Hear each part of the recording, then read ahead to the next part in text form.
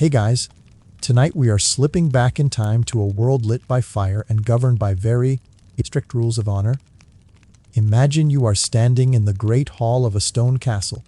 The air is thick with the scent of wood smoke from the enormous hearth, mingled with the aroma of roasted swan, and the faint, sweet smell of rushes strewn across the floor to soak up, well, everything. Look around you, at the tapestries meant to keep the chill from the walls and the flickering, uncertain light of tallow candles. In this world, we're going to learn how to flirt without getting slapped, or worse, challenged to a duel or finding your family's reputation in tatters. Realistically, given the odds, you probably won't survive this little romantic adventure with your dignity, or all of your property, intact. So before you get comfortable, take a moment to like the video and subscribe, but only if you genuinely enjoy what I do here. It's always lovely to see where you're all watching from, so feel free to drop your location and local time in the comments below. Now dim the lights, maybe turn on a fan for that soft background hum, and let's ease into tonight's journey together. You find your place at one of the long trestle tables. It's not the head table, of course. That's reserved for the Lord and his family, and any particularly esteemed guests. You are somewhere in the middle, a place of respectable but not too important status. The bench is hard, unforgiving wood, smoothed by years of use.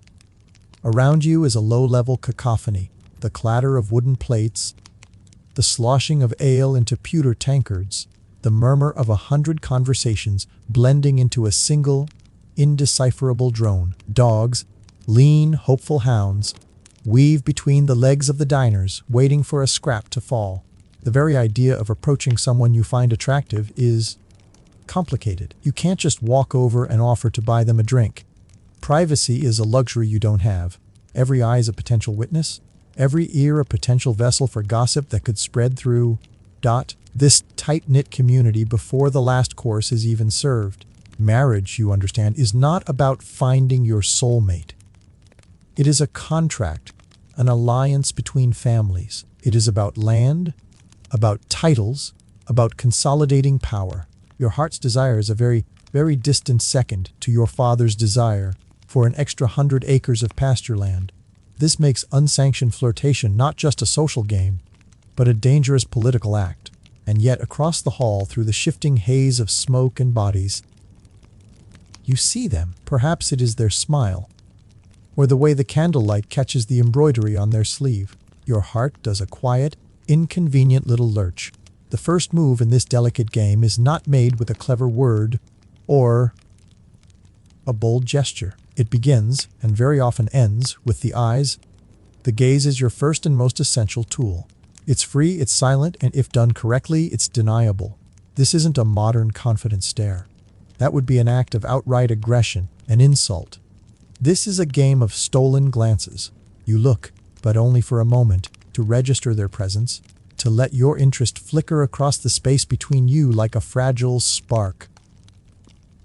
Then you must look away. Cast your eyes downward, to your trencher of bread, or towards the jesters listlessly juggling in the corner. You have to feign a demure, almost accidental interest. This was taken quite literally. A popular medieval belief, inherited from classical philosophers like Plato, was that vision wasn't a passive act of receiving light. Instead, the eyes were thought to emit invisible beams that touched the objects they saw.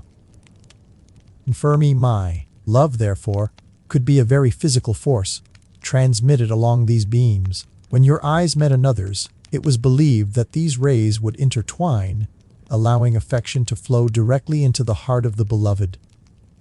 1. This is the origin of the phrase love at first sight. It wasn't just a poetic turn of phrase, perceived physiological event. So when you cast that glance, you are, in a very real sense, reaching out to touch them from across the room. It's a beautifully romantic, until you remember it also means you could be accosted by someone else's unwanted eye beams at any moment. A truly terrifying concept for the medieval introvert. So, you've sent your first tentative beam across the hall. Now comes the agonizing wait. You busy yourself with your meal, spearing a piece of greasy mutton with the tip of your personal knife. Forks are still a novel and somewhat suspicious Italian invention. You take a sip of watered-down wine. All the while, a part of your awareness is stretched taut, waiting for a response. Will they look back, or will they pointedly ignore you? A silent but clear rejection that stings in the crowded room? And then it happens, as you dutifully watch the Lord at the high table laugh at a joke. You feel a gaze upon you. You don't snap your head around. You are a study in calm. Slowly, as if admiring a tapestry on the far wall, you let your own eyes wander in their direction. Your gazes meet for a second time. This one lasts a fraction longer. It is an acknowledged. A question has been asked, and an answer has been tentatively offered. A faint blush might rise to your cheeks, a welcome warmth against the drafty chill of the hall. You look away again, but this time there's a small, secret smile playing on your lips. The rules around this silent conversation were subtly dictated by the concept of finamore, or courtly love. Historians still argue whether courtly love was a real, book-practiced social code or just a popular literary trope for poets and troubadours to entertain the nobility with. In these stories, a knight would fall hopelessly in love with a high-born, often married lady. He would pledge his service to her, performing great deeds in her name, all while she remained distant and unattainable. The love was ennobling but rarely consummated. It was all about pining and secret adoration from afar. Whether it was real life or just entertainment, these stories created the instruction manual for romance. They taught that love should be a secret, a trial, a devotion. Your game of glances across the hall is the very first chapter of that manual. You have established a connection without a single witness being able to accuse you of anything. You didn't speak, you didn't touch, you simply looked. If challenged, you could claim your eyes were merely wandering the room. It is the perfect, plausibly deniable flirtation. And for now, in the smoky warmth of the great hall, that small, reciprocated glance is more thrilling than any brash declaration could ever be. It holds a universe of possibility, a silent promise that this long, droning banquet might not be so boring after all. You have successfully navigated the first gate, using nothing more than a well-timed look. The banquet eventually winds down. The final course of spiced nuts and candied fruits has been cleared, and the Lord and his family have retired for the night. You make your way through the throng of departing guests, back to your small, cold chamber. But the chill in the air doesn't touch the warmth that has settled deep in your chest. That shared gaze is a secret ember you carry with you into the night. It replays in your mind as you lie under heavy wool blankets, the memory more potent than the weak wine you drank. But an ember needs fuel to become a fire. A look is fleeting, ethereal. You need something more, something tangible. The next few days pass in a slow, agonizing haze of anticipation. You see them again, of course. In a world this small, avoidance is impossible. You might pass in a cloistered walkway, your robes brushing against the stone walls, or perhaps see them across the bailey, practicing archery. Each time there's that same brief charged look. But it's not enough. The risk of being misunderstood, or of the connection simply fading away, is too great. Whack! You need to escalate, but direct speech is still off the table. A private conversation is practically an announcement of intent, and any unguarded word could be twisted into a scandal. So, you must turn to the second great language of medieval flirtation, the symbolic gift. This is the currency of courtship. In an age where most people's entire vocabulary of affection comes from epic poems and chivalric romances, objects are imbued with incredible power. They can speak volumes without making a sound. We're not talking about a dowry or a betrothal gift. That's the equivalent of your parents negotiating a merger. This is smaller, personal. A whisper translated into silk or leather. Your opportunity comes during the town's market day. The castle gates are thrown open, and the bailey floods with villagers and merchants. The air, normally quiet but for the ring of the blacksmith's hammer, is now a riot of sound. Chickens squawk in their wicker cages, a merchant loudly proclaims the miraculous properties of his tinctures, and children dart underfoot, chasing a runaway pig. It's crowded, chaotic, and most importantly, it offers the perfect cover for a discreet interaction. Amid the chaos, a brief, accidental encounter is plausible. You meander through the stalls, feigning an interest in a bolt of wool from Flanders, your eyes scanning the crowd. And there they are, examining a selection of tooled leather belts.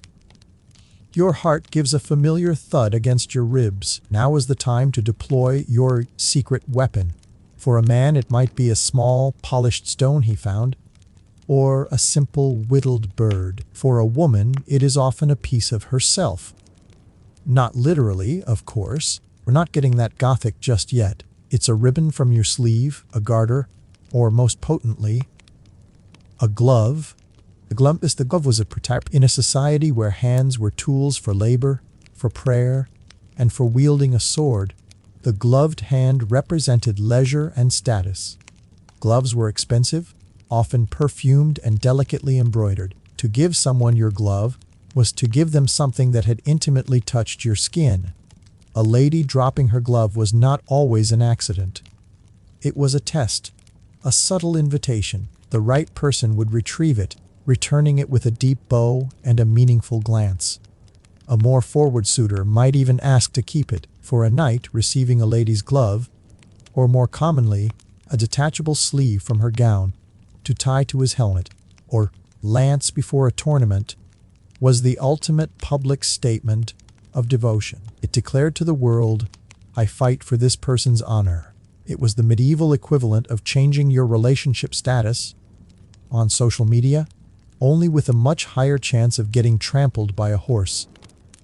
You, however, are aiming for something a bit less dramatic. You don't want to announce your feelings to a stadium full of cheering onlookers. You want a private message.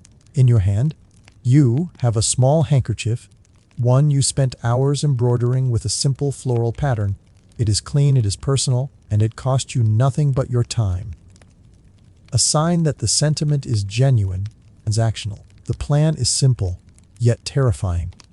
You will accidentally drop it as you pass. Timing is everything. Too early, and someone else might pick it up, leading to an excruciatingly awkward moment of you having to explain why you don't want your handkerchief back from a large, smelly man who sells eels. Too late, and you've missed your chance entirely. You take a deep breath, the air smelling of livestock and frying dough, and you start to walk. You brush past a stall selling squawking geese, moving closer. Your paths are about to intersect near a potter's stand, a precarious landscape of stacked clay jugs. Just as they turn from the belts, you let the small square of linen slip from your fingers. It flutters to the dusty ground. You walk another 2 paces before stopping, as if suddenly realizing your loss. You turn, a carefully practiced look of mild distress on your face. But they are already there. They have seen it fall. They stoop, picking it up before you can. For one agonizing second, your eyes meet over a display of earthenware. They don't immediately hand it back. They look down at the handkerchief, noting the stitched flowers, the neatness of your work. They run a thumb over the embroidery. Then they look back at you. A small smile touches their lips, and instead of holding it out for you to take, they fold it carefully and tuck it into their own belt. The gesture is swift, definitive, and sends a jolt through you. It's an acceptance. A secret has been passed and received. No one in the bustling market has noticed. To any casual observer, they simply helped a stranger retrieve a lost item. But you both know the truth. A part of you now belongs to them. Historians still argue whether the exchange of these personal tokens was seen as a binding promise or merely a playful step in a larger social game. Was this handkerchief a semi-formal "I like you," or was it the first link in a chain that could lead to a clandestine affair with very serious consequences? The answer probably lies somewhere in between, depending entirely on the status and intent of the people involved. For a peasant couple, it might be a simple prelude to marriage. For a courtier and a married noblewoman, it was an entry ticket to a very dangerous game. This exchange also taps into a more fringe and slightly less hygienic aspect of medieval romance. There was a fascination with tokens that carried a person's essence. In the stories, Knights would treasure sleeves or ribbons that were literally sweat-soaked from the tournament, valuing the intimate, physical connection to their lady. A lock of hair, a nail paring. It could get a bit strange. The belief was that these objects retained a piece of the soul, a tangible link to the beloved. So your clean, prettily embroidered handkerchief is actually a rather tame and sophisticated version of a much weirder, more intense tradition, which is probably for the best, as you're not sure you're ready for the commitment of receiving someone's sweat-drenched sock just yet. You give a tiny, grateful nod, then turn and walk away, your heart beating a triumphant rhythm. You don't look back, you have to maintain plausible deniability. But you know they are watching you go. The little square of embroidered linen is gone from your possession, but in its place is a thrilling, terrifying certainty. Beyond glances, you have given them a token, a silent vow of your interest, and they have accepted it. The game is afoot, and you have just successfully made your second move. Days pass, then a week. The precious handkerchief is gone, a silent question sent out into the world. Its acceptance was a reply, but it was a single word. A yes to an unasked question. It feels ranjangal. A single moment of boldness in the marketplace is not enough to build a connection on. It's like having a single perfect stone but no idea how to build the archway. The risk now is not of rejection, but of stagnation. The momentum could be lost, the shared secret fading back into into the polite, empty distance of your separate lives. You need more words, but your own mouth remains a sealed vault. Speaking directly would be like setting a torch to a carefully constructed haystack. The results would be swift, utterly disastrous. You need a new medium, a new messenger.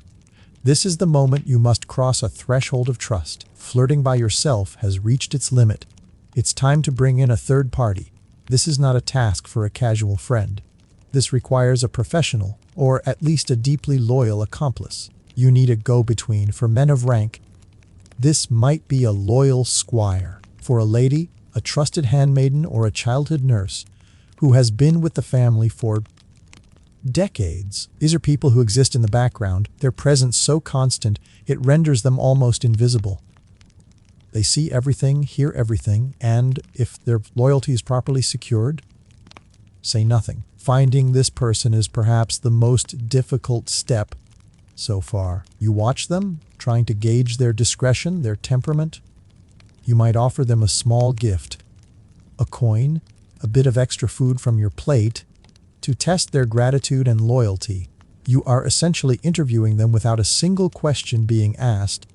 Eventually, you choose. Let's say it is a servant, someone with the freedom to move between different parts of the castle without arousing suspicion. You find a quiet moment, perhaps in a storeroom that smells of dried herbs and wax, cogitation, or a secluded corner of the kitchen garden. You don't state your purpose plainly, that would be foolish. You speak in hypotheticals. You talk about a story you heard, a song about a knight who admired a lady from afar.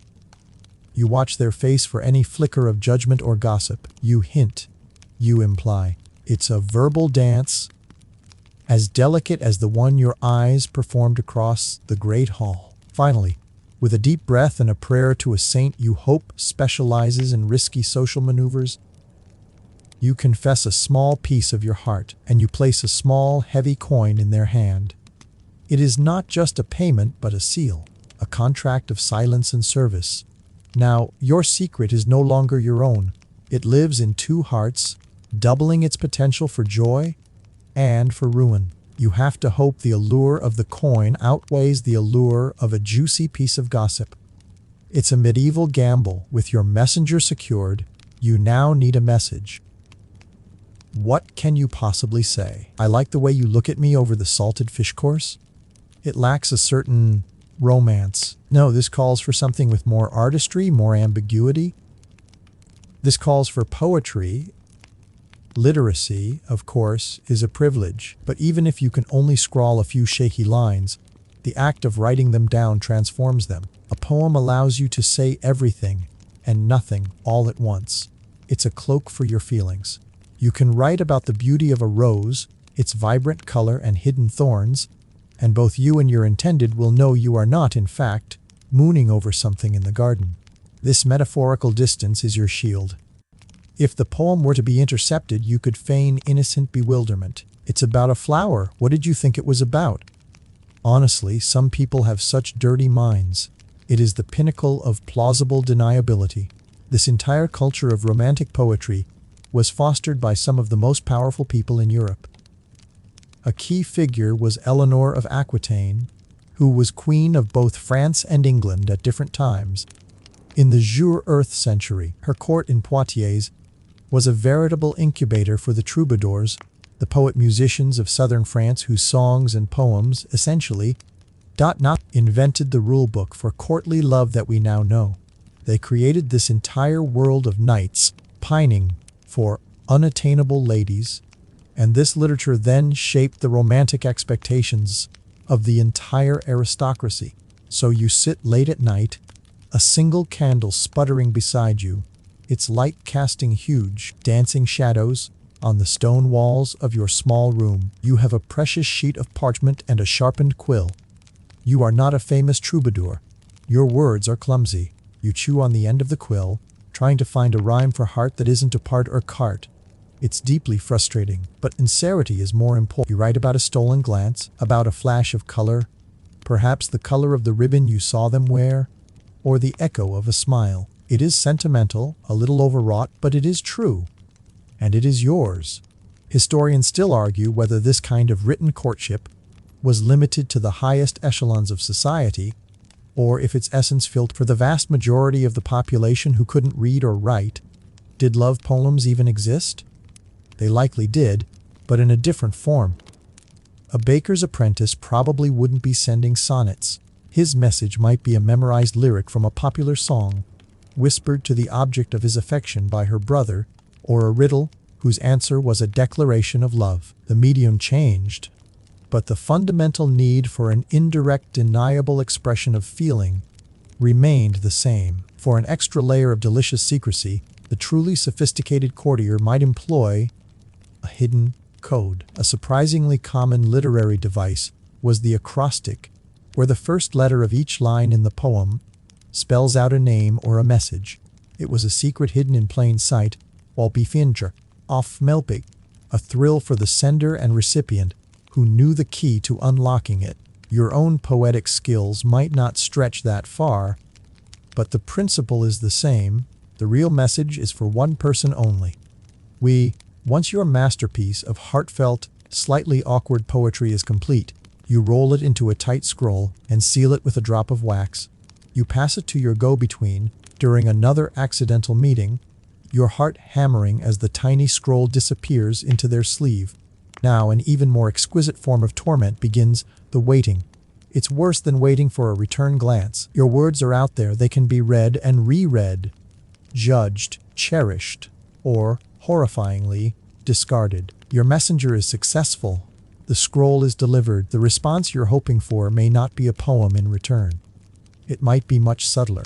Perhaps, the next time you are in the great hall, you hear a minstrel strike up a tune. He sings a well-known ballad of a lovelorn squire, but partway through, he adds a verse you've never heard before, one that speaks of a flower found on a handkerchief. The melody is for everyone, but the words are just for you. Your poem was an arrow shot in the dark, and this new verse is the echo that tells you it has found its mark. Or maybe, the next time you pass them, they are wearing that specific color you mentioned in your poem, a subtle, silent reply, confirming they not only received your message, but understood and accepted it. The conversation continues, and it is growing more complex, more beautiful, and infinitely more dangerous with every move. The echo of the minstrel's song, or the sight of that carefully chosen color, is a profound relief. It's confirmation that your messages, filtered through go-betweens and veiled in metaphor,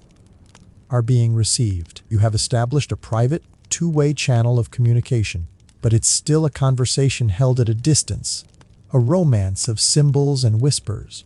You crave something closer, an interaction that doesn't rely on third parties or scribbled verse. The time has come to enter a space where you can be near each other, to communicate in a new language the language of gesture, and for that, there is no better arena than the dance.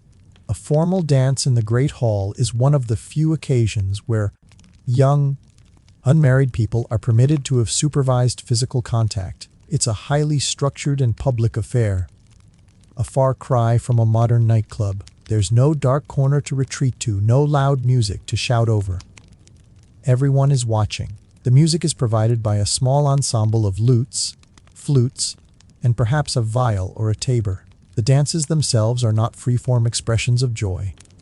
They are intricate, memorized sequences of steps. The most common form is the carol, a stately processional where dancers hold hands in a long, snaking line or a circle. Your hands might touch.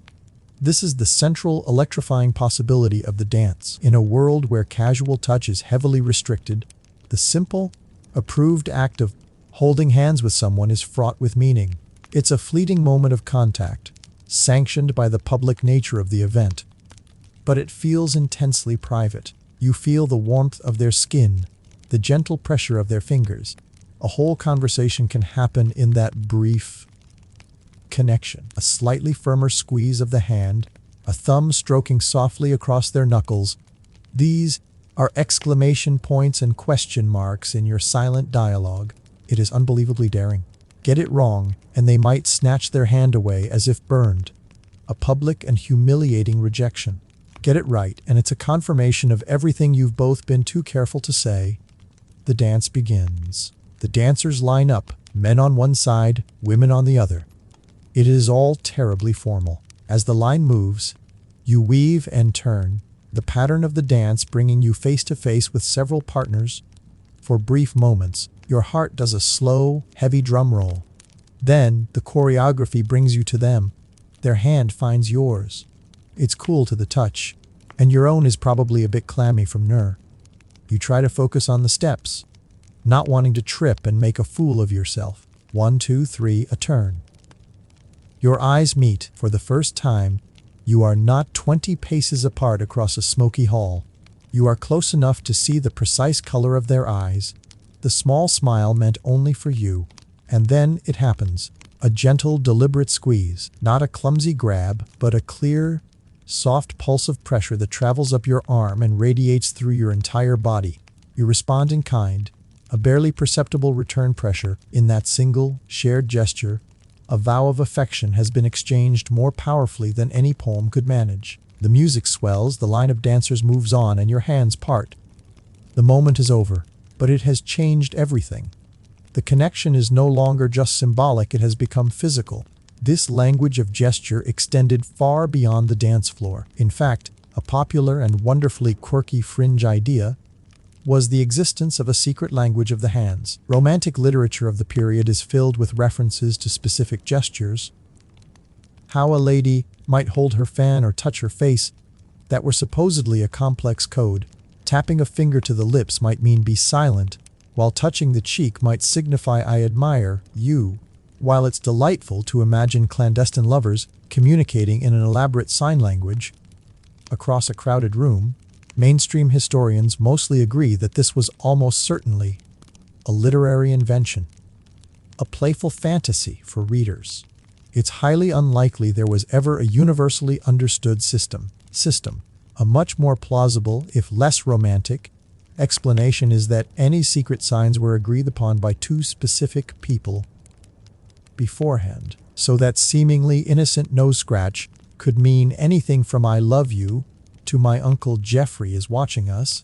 Act natural. Your successful flirtation via hand squeeze opens the door for a different, and perhaps even more romantic, form of communication, the language of flowers. Florography, the idea that every flower has a specific meaning, is something we often associate with the Victorians, but its roots are much deeper. The symbolism was less rigidly defined in the Middle Ages, but certain flowers absolutely carried powerful connotations, often derived from religion. A red rose, then as now, was an unmistakable symbol of love and passion, linked to Venus in classical mythology and to the blood of Christian martyrs. A lily, with its pure white petals, signified purity and virtue, an association tied directly to the Virgin Mary. To give someone a lily was to praise their chastity and honor. Giving them a red rose, well, that was praising something else entirely. It was a bold and potentially scandalous move. You decide to make your next move through this botanical vocabulary. It's safer than a love poem, more tangible than a glance. A single, perfect flower. You visit the castle's small, walled herb garden. It's a peaceful, orderly place, smelling of lavender and thyme and damp earth. Bees drone lazily among the blossoms. You consider your choice carefully. A red rose feels too forward, too much of a declaration. You are still in the delicious, uncertain phase of courtship. You need something that speaks of affection, not of outright passion. You choose a sprig of periwinkle. In the medieval mind, this humble, creeping vine with its small blue to purple flowers was known as the sorcerer's violet and was associated with enduring love, pleasant memories, and a certain kind of magical bond. It was a flower of deep and lasting affection, not fiery, temporary lust. It is the perfect message. Now comes the delivery. You can't just walk up and hand it over. That would violate all the rules. Once again, you must rely on cunning. Perhaps you leave it on a stone bench in the cloister, where you know they take a daily walk. Or you give it to your trusted go-between, to be left on their pillow or beside their prayer book. The discovery of the flower should feel like a small miracle, a piece of magic. They find it. Later that day, you see them walking across the inner bailey. Tucked carefully into their belt, or perhaps pinned to their tunic, is your small sprig of periwinkle. They don't look at you, they don't gesture, but they don't need to. The flower is doing all the talking.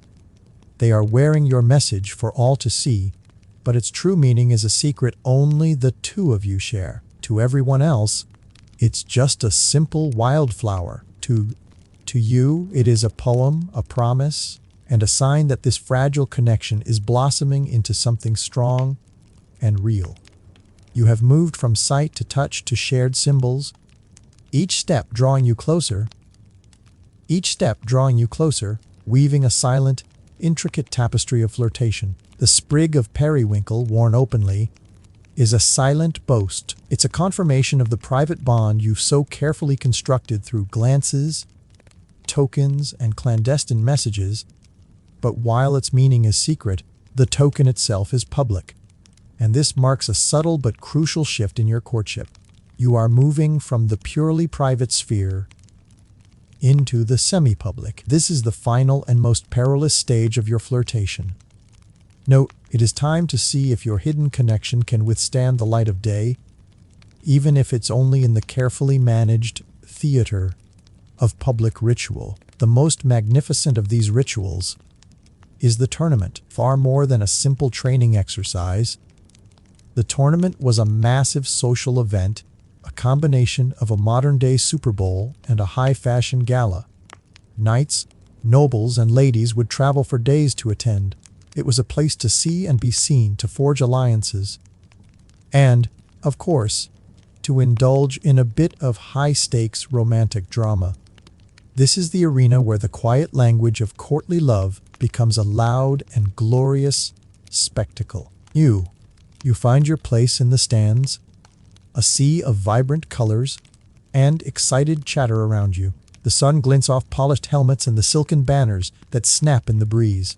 The air is electric with anticipation, smelling of horses, trampled grass, and the faint, sweet perfume worn by the ladies. Down below on the field of combat, the knights are making their final preparations, their squires fussing over armor and strapping on weapons. And among them you see your suitor. This is the moment where all your secret flirtations pay off. Remember that handkerchief you dropped, or perhaps another token, a silk sleeve you embroidered? Now is when it reappears, your knight, and you secretly think of them as your knight. Now ties your favor to his helmet or lance. This is no longer a hidden gesture. This is a public declaration for a very specific audience. He is announcing to the gathered nobility, everything I do today, I do in honor of the person who gave me this. So he isn't naming you, of course. That would still be a scandalous breach of decorum, especially if one or both of you are already betrothed. The anonymity of the favor is its genius. Everyone knows he fights for a lady, but only you and he know that lady is you. It's a deliciously public secret. The trumpets blare, signaling the start of the joust. Your knight's horse, decked out in brilliant livery, paws impatiently at the ground. He lowers his lance, your favor fluttering bravely from its tip, and you feel an almost unbearable mixture of pride and terror. This whole charade suddenly feels very real. His success or failure on the field today is now linked to you, to your honor. If he is victorious, that victory reflects brightly on you. If he is unhorsed and shamed, you will feel the sting of that defeat as well, albeit from the safety of the stands. It's the medieval equivalent of your significant other giving a huge presentation at work. Fort, you can't help. You can only watch and hope they don't trip over the microphone cord. Except here the cord is a 10-foot wooden lance. He charges. The sound is immense. A thunder of hooves, the creak of leather, and then a deafening crack as lances splinter against shields. Your knight stays firmly in his saddle, his opponent wobbling and then falling with a crash of metal. A cheer erupts from the crowd, and a wave of relief so powerful it almost makes you dizzy washes over you. After each pass, successful or not, he will ride past the stands and make a subtle gesture in your direction. A dip of his lance, a nod of his head. Each one is a private message delivered on a very public stage. This whole spectacle was not without its real-world consequences. A mainstream historical fact is that early tournaments were incredibly dangerous, little more than mock battles that frequently resulted in serious injury or death. It wasn't until the 16th century, under figures like Edward I of England, that rules were tightened. Blunted weapons, lances of peace, were introduced, and the focus shifted more from brutal melee to the theatrical one-on-one joust we imagine today. So your knight's glorious charge could very well have been his last, all for the sake of winning your approval. Suddenly, the little hand squeeze at the dance feels much more sensible. After a long day of competition, your knight is declared one of the victors. At the closing ceremony, he is awarded a prize, perhaps a golden circlet or a fine hunting falcon. And what does he do with this prize? He immediately presents it to you. He approaches the stands, and with all eyes on him, he lays his hard-won prize at your feet. This is the peak, the grand finale of your public flirtation. He has publicly dedicated his victory to you, tying you together in a moment of shared glory. It is breathtakingly romantic and also unbelievably stressful. Now, everyone is whispering, "Who is she? Is it serious? What will her father say?" And this is where the danger truly lies. You have played the game masterfully, navigating glances, tokens, poems, and gestures. But the game has an endpoint. What happens when the flirting must stop and a real-world decision must be made? All of this courtship might be for nothing. Your father may have already signed a marriage contract for you with a wealthy, 60-year-old baron from the north who you've never even met. Your carefully nurtured romance could be swept aside by the cold, hard logic of dynastic politics.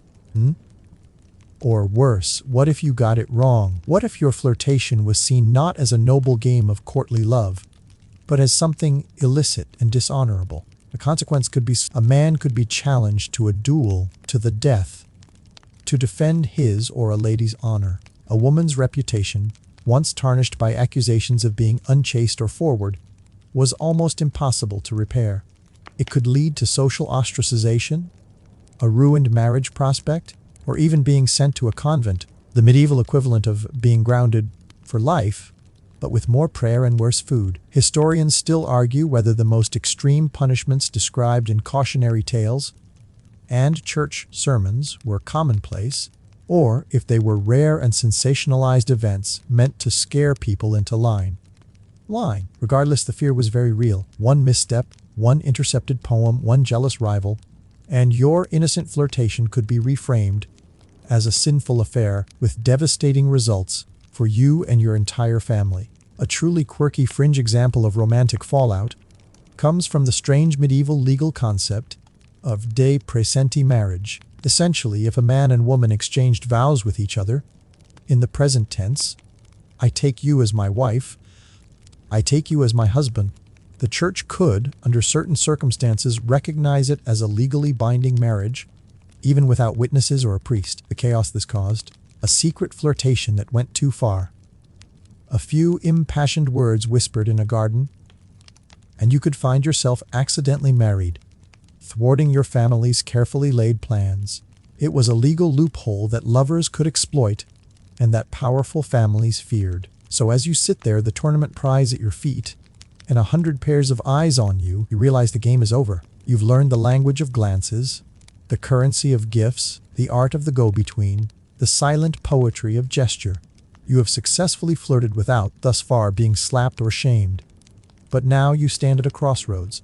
All the fun and games must give way to a sober reality. Will this romance blossom into an approved match, a lifetime of companionship, or will it become a cautionary tale whispered in the castle corridors for years to come? For tonight, you can simply bask in the moment of shared triumph. But as you retreat to your chamber, the cool metal of the prize in your hands, you know that the easy part is over. The true challenge, navigating the rigid, unforgiving world of medieval marriage politics, has just begun. And compared to that, dodging a splintered lance seems like child's play. How did ordinary Egyptians really live? Beyond pyramids and pharaohs. The first light is a pale wash of gray against the small high window in your wall. There is no glass, of course, just a simple opening, letting in the cool morning air that still carries the ghost of night. It's enough. It's your signal. There are no bronze roosters crowing on a schedule, and certainly no alarm to violently buzz you from your dreams. Instead, the world awakens you gently, insistently. The faint braying of a neighbor's donkey begins its daily complaint. For a sound so familiar it's almost part of the silence. You're lying on a reed mat, laid out on the flat roof of your house. It's where most of your family sleeps during the long, warm months. The open air is kinder than the stored heat of the day trapped inside the walls below. A thin linen sheet covers you, just enough to ward off the pre-dawn chill. Beside you, the soft, even breathing of your wife is a gentle rhythm. Your children, curled up like puppies a few feet away, are still lost to the world. Slowly, you sit up. Your body aches, but it's a familiar ache. The ache of work. The ache of a life spent using your hands and your back. You stretch, arms reaching for a sky that is slowly turning from slate gray to a soft, dusty rose over the eastern cliffs. Below, in the small, walled courtyard of your home, there's a sudden squawk and a frantic flapping of wings. It's your goose, your living, breathing doorbell and guard animal. Far more effective than a dog, you've always thought. A lion's tree. A dog can be placated with a scrap of meat, but a goose holds a grudge with a righteous fury that could scare off a tax collector. It's probably just the cat from next door trying its luck again. And you swing your legs over the edge of the roof and feel for the top rungs of the wooden ladder that leans against the outer wall. It's worn smooth by the passage of countless hands and feet. Down you go, into the main living space of your home. The walls are made of mud brick, simple blocks of Nile mud, mixed with straw and sand, and baked to a stony hardness under the ever-present sun. They're plastered over and whitewashed, which makes the small space feel brighter, cleaner. In the dim light, you can just make out the faded painting of Bez, the dwarf god, a guardian of households, grinning his wild grimace from the wall. A small comfort against snakes, scorpions, and bad dreams. The ground floor is cool and dark. Historians still argue whether families like yours kept their precious few animals down, here at night, or if this space was primarily for work and storage. For you, it's both. In one corner sits a small loom where your wife will later spend her day weaving linen, and in the other, covered by a basket, are the 2 chickens you're desperately trying to fatten up for the next festival. The floor is packed earth, and the air smells of dust, animals, and the lingering scent of last night's cooking fire. Your wife is climbing down the ladder now, moving with a silent grace that still surprises you. There are no words exchanged. There's no need. The morning ritual is as ingrained as the lines on your palms. She moves to the hearth, a simple clay oven in the corner of the courtyard, and begins to coax the embers from last night back to life. You head for the large ceramic jar in the corner that holds the daily water, drawn from the local well yesterday evening. You splash some on your face. It's warm, but it does the job. You run your fingers through your hair, which is kept short for cleanliness and comfort, and rub the sleep from your eyes. Breakfast is not a grand affair. It's fuel. Your wife hands you a small, round loaf of coarse barley bread. It's dense and tough, and you have to chew it with purpose. Grit from the milling stones is an expected, if not exactly welcome, part of the texture. With it, a few green onions, sharp and pungent. You munch on them as you watch the village slowly stir. From your courtyard you can hear the sounds of other families beginning their day, the rhythmic thump-thump-thump of a neighbor grinding grain, the cries of children, the low murmur of conversation drifting over the mud brick walls. Chicory, it's time to dress for the day. Your wardrobe is, to put it mildly, uncomplicated. You pull on a simple kilt of white linen. It's wrapped around your waist and tied securely. In the heat that is sure to come, it is practical, cool, easy to move in, and wonderfully simple to wash. You don't own sandals. The packed earth of the village and the dusty path to work are familiar beneath your bare, calloused feet. You're not a high official or a priest who needs to protect his feet from the sacred temple floors. You are a man of the earth. You give your wife a simple nod. She places a small bundle into your hands. Your lunch, another flatbread, maybe a handful of dates, and a clay flask of water. She touches your arm briefly, a gesture that says everything that needs to be said. Work well. Be safe. Come home. You pat the head of your oldest son, who is now awake and sitting at the small wooden table, blearily chewing on his own piece of bread. Then you step out of your courtyard and into the narrow, unpaved street.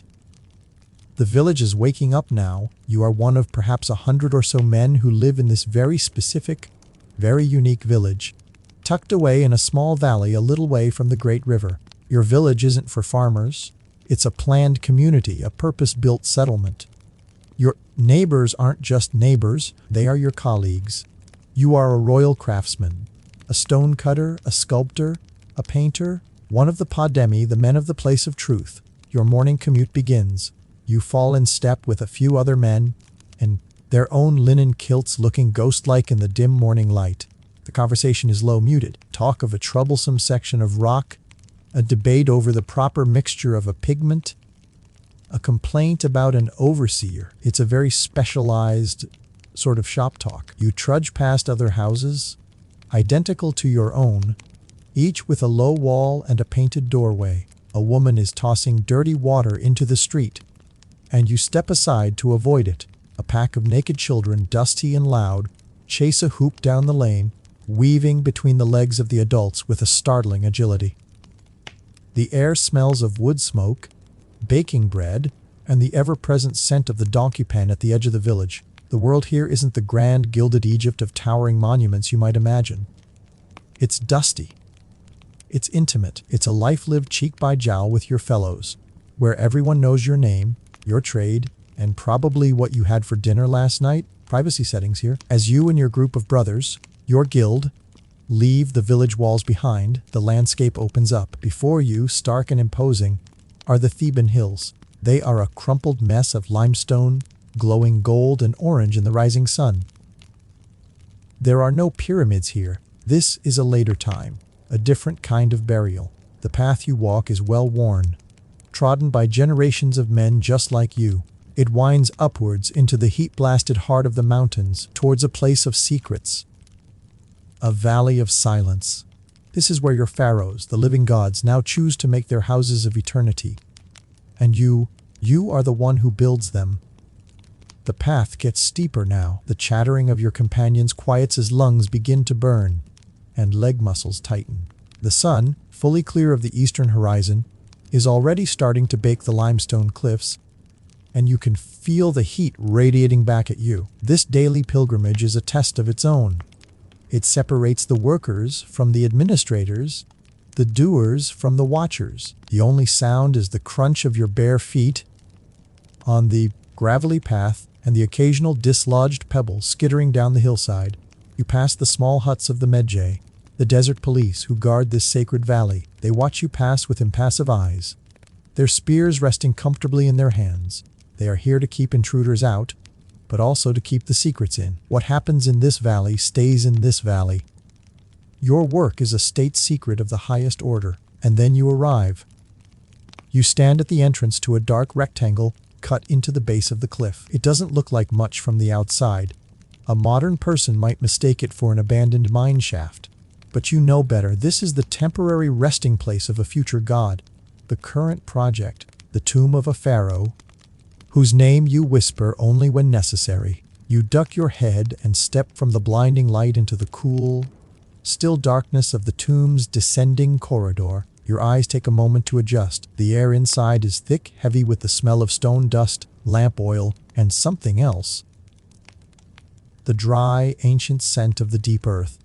Small, flickering oil lamps, little more than ceramic saucers with a lit linen wick floating in oil, have been placed in niches along the walls, casting long, dancing shadows. Their light is smoky and inadequate, but it's all you have. You make your way deeper into the earth, your footsteps echoing softly. Other work gangs are already here. In one chamber you hear the rhythmic tink-tink-tink of a carver's chisel on stone, a delicate, patient sound. In another, the rasping scrape of plasterers smoothing the walls, preparing a perfect canvas. But you're a painter. Your destination is the newly finished burial chamber, a large room deep within the rock, its walls smooth and ready. This is your office. Your easel is the wall of the world itself. You and your team are responsible for bringing these lifeless stone walls to life with color and magic. Your palette is a simple wooden board or a pottery sherd. As the sun begins its descent towards the western cliffs, the overseer calls an end to the workday. You gather your things, your body weary but satisfied. The work is hard, but it has a gravity, a purpose that few other jobs could offer. You are not just chipping stone, you are carving eternity. You are not just splashing paint, you are weaving spells to sustain a god. You join the tired procession of men walking back down the path, away from the Valley of Secrets. The setting sun paints the sky in vibrant strokes of orange and purple, a divine palette far grander than your own. The mood is lighter on the way home. The day's labor is done. Ahead lies an evening with your family, a proper meal, and the cool comfort of your rooftop. Ahead lies home. The sun has finally dipped below the western hills as you arrive back at the edge of your village. The light is soft and hazy now, a gentle farewell from the day. The oppressive heat has broken, and a pleasant coolness rises from the packed earth. The sounds of the village are different in the evening. The industrious noise of the day, the grinding, the weaving, the shouting of merchants has been replaced by something more personal. The laughter of your children, who run to greet you at the entrance to your courtyard. The low murmur of conversation drifting over the walls from your neighbors. The air is thick with the inviting smell of 100 cooking fires, arshti, of roasting onions and baking bread and sizzling fish. And this is the scent of home. Your wife meets you at the doorway, taking the empty water flask from you. The lines of fatigue on your face are mirrored in hers. Her day of weaving, childcare, grinding grain, and managing the household is every bit as taxing as yours in the tomb. You duck into the courtyard and head straight for the large water jar. You ladle some water into a ceramic bowl and wash away the dust and grime of the valley. Valley. It's a small, perfect ritual that separates the world of work from the world of rest. You are no longer a servant of the pharaoh. You are a husband and a father in his own home. You settle onto a low stool while your wife serves the evening meal. Tonight, it is a thick stew of lentils and vegetables, scooped up with torn pieces of the barley bread you received as part of your wages.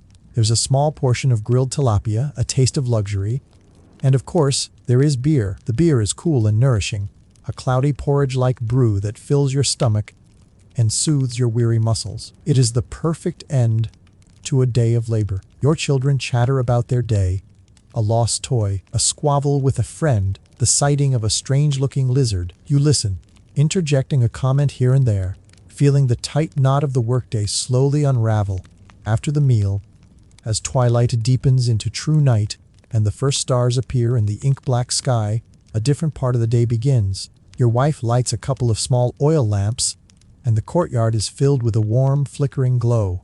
Tonight is a special occasion, the beginning of a local festival. Nothing grand, but a reason to feel a little more festive than usual. This calls for a little bit of extra effort in your appearance. She brings out a small, ornate chest. Inside are the tools of beautification. Cosmetics in ancient Egypt are not just for women, they are for everyone, and they are as much about protection as they are about style. You take a small vial of kohl, a black powder made from ground galena. She helps you, dipping a thin wooden or ivory stick into the powder, then deftly applying it around your eyes, creating a thick, dark almond shape. Fendant tea, it's the original smoky eye, a look that has been in fashion for 1,000 years. It's believed the dark liner helps to cut the fierce glare of the sun, and more importantly, it is thought to ward off eye infections and even repel the flies that swarm in the heat. A bit of practical magic you paint on your own face. Next, the wig. Your head, like that of most working men, is shaved or kept closely cropped. It's a simple, practical way to combat the perennial problem of lice. Wigs, therefore, are an essential part of looking your best for any social event. The one you own isn't the elaborate creation of human hair worn by the vizier or the high priest. Yours is more modest, woven from vegetable fibers and styled into neat rows of braids, held together with beeswax. You place it on your head.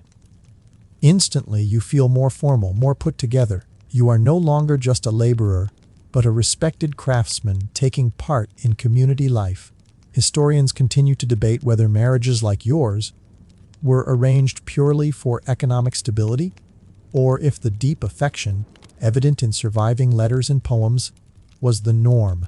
But as your wife adjusts the wig on your head, her fingers lingering for a moment on your neck, there is a simple, unspoken tenderness that needs no scholarly explanation. Now it is time for leisure. You bring out the Senate board. It's one of your most prized possessions, a long rectangular wooden box, inlaid with 30 squares. It's more than a game, it's a representation of the journey of the soul through the underworld. Some squares are lucky, marked with symbols of good fortune. Others are traps, like the House of Water, from which it's difficult to escape. You and your wife play, throwing casting sticks, like dice, to determine your moves. Your playing pieces, small cone-shaped markers, inch their way along the board. The game is quiet, strategic, a gentle contest of wits. The kids watch, learning the moves, waiting for the day they're old enough to properly play. There's a joke among your friends that while it's only a game, it feels like good practice for the real thing, though hopefully, no one's eternal soul is actually on the line. If you lose a friendly game of checkers, later, your neighbor calls out from over the low wall that separates your courtyards. You invite him in, and he brings his own stool, his own cup, for beer. The women talk, their heads close together, sharing news and household tips. One of the most curious tidbits you've heard of being used at grander parties involves perfumed cones. A cone of solid fat or beeswax, infused with myrrh or other scents, would be placed atop a guest's wig. Over the course of a warm evening, the cone would slowly melt, releasing its fragrance and casting a glossy sheen over the wig and shoulders. It's an ingenious, if slightly messy, personal slow-release air freshener, something far beyond the means of your household, but fun to imagine. You and your neighbor talk about work, the eternal topic, the slow progress in the new tomb, the quality of the latest shipment of plaster. You trade stories, gossip, and complaints. You might retell a famous story, a myth about the gods, or an embellished tale of a hunting trip from your youth. This is how culture is passed on. Not through books, but through spoken words in the soft, flickering light of an oil lamp under a blanket of stars. Looking up, you see the brilliant river of the Milky Way, flowing across the sky. You know it as the winding waterway, the celestial counterpart to the Nile. Tomorrow the festival begins properly.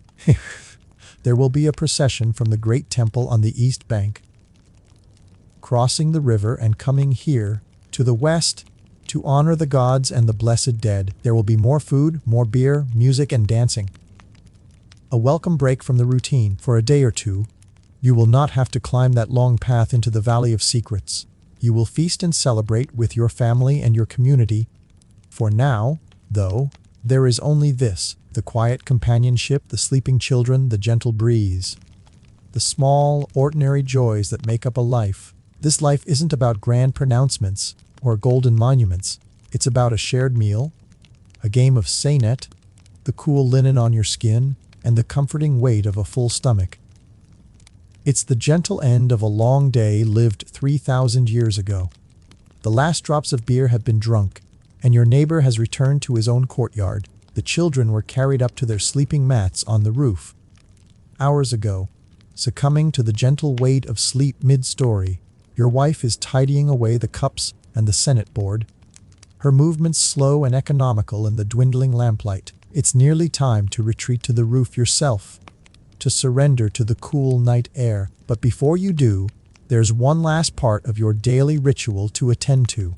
In a small, painted niche in the main room's wall, the same wall where the dwarf god Bez grins his protective grimace, sits a collection of small objects.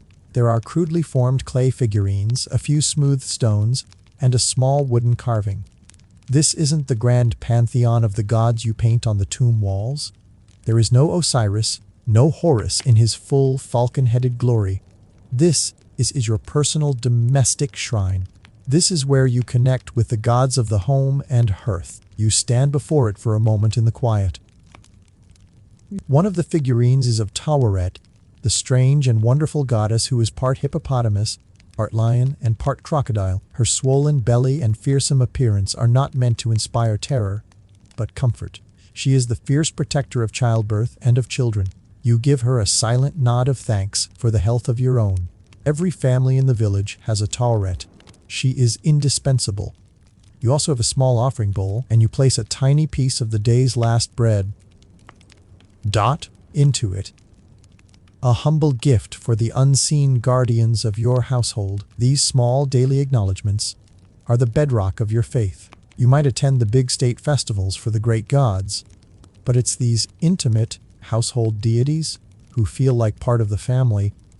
Your belief in the unseen world is practical, woven into the fabric of your life.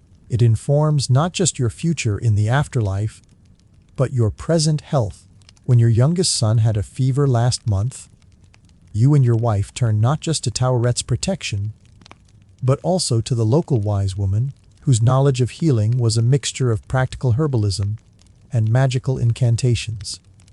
She provided a poultice of crushed herbs for his chest, and recited a spell to banish the demon of sickness. For a cough, you might be prescribed honey, a sensible remedy still used today. But for other ailments, the treatments get a bit more imaginative. Remember that coworker who claimed a scorpion sting? The recommended cure he'd heard of involved placing a piece of salted fish on the wound while someone recited a charm. More unusual still are some of the remedies recorded in medical papyri. One fascinating, if hygienically horrifying, fringe tidbit involved the use of crocodile dung as a form of contraceptive. Yes, you heard that right. It would be mixed with sour milk or fermented dough and used as a pessary. The thinking, presumably, was that it would form a physical barrier. While modern doctors would run screaming from this prescription, the high acidity of crocodile dung might have had a minor spermicidal effect. So it was a treatment that was both logically and scientifically, well, let's just call it bold. Thank the gods your wife hasn't had to resort to such things. Simple linen cloth and good timing seem to work well enough for managing the size of your family. You look at your own body, your strong hands, the calluses on your feet. You are healthy now, but you know that life is fragile. A broken bone, a fever, a bad infection from a simple cut, any of these could be a death sentence. And death for you is not an ending. It is a transition. It is the beginning of a different, more permanent kind of work. And just as you prepare for your workday, you have spent your whole life preparing for that final journey. Your focus is on a good death and, more importantly, a well-equipped afterlife. Every spare resource, every bit of side work you do, goes towards this personal project. You have already commissioned your own coffin from a carpenter in the village, paying him in grain and beer over many months. It's a simple wooden box, not the gilded sarcophagus of a king, but it's sturdy. You've even begun painting it yourself on your days off, covering it with spells from the Book of the Dead, a sort of cheat sheet to navigate the perils of the underworld. You're no scribe, but you copy the symbols carefully from a wooden board provided by a moonlighting priest. One wrong symbol, and who knows where you'll end up. It's not a task to be rushed. Beside the coffin, stored in a corner of your home, you have begun to assemble your funerary goods. Small, crudely carved shabti figures, meant to come to life in the underworld and do your manual labor for you. A truly brilliant idea. You've made some yourself from clay in your spare time. You've also put aside some of your better tools, a good pottery bowl, a spare linen kilt. You don't need much, just the basics to set up a comfortable existence in the field of reeds. It is a mirror of this world, but without hunger, sickness, or overbearing overseers. It's a vision of eternal, pleasant, sun-drenched retirement. This meticulous planning for your own demise isn't morbid. It's a source of profound comfort. It's an act of control in a life where so much is uncontrollable. The pharaoh may have an entire valley carved out for his journey, but your small coffin and handful of shabbatas represent the very same hope, the belief that your individual consciousness, your ba, will endure. Scholars still debate the extent to which the elaborate afterlife beliefs of the elite truly filtered down to the common man. Did you believe in the complex weighing of the heart ceremony with the same theological conviction as a priest? Or was it a more general hope for continued existence? For you, the answer is simple. You've spent your life decorating the passageways to eternity for others. It only seems fair that you get to walk them yourself. Finally, the lamps are extinguished. The house is dark and silent, save for the chirping of crickets outside. You climb the ladder one last time, your body heavy with a satisfying weariness. You settle onto your reed mat, pulling the thin linen sheet over you. The stars above are impossibly bright, clear, and close in the desert air. You lie there for a moment, listening to the soft breathing of your wife and children. You think of the day past, the dust, the camaraderie, the patient work, the evening meal. You think of the day to come, the festival, the music, the break from routine, and you think of the long, distant future provided for by your careful planning. Your life is not one of towering monuments or grand history. It's a small story, written in mud brick and barley bread, in linen kilts and coal-lined eyes.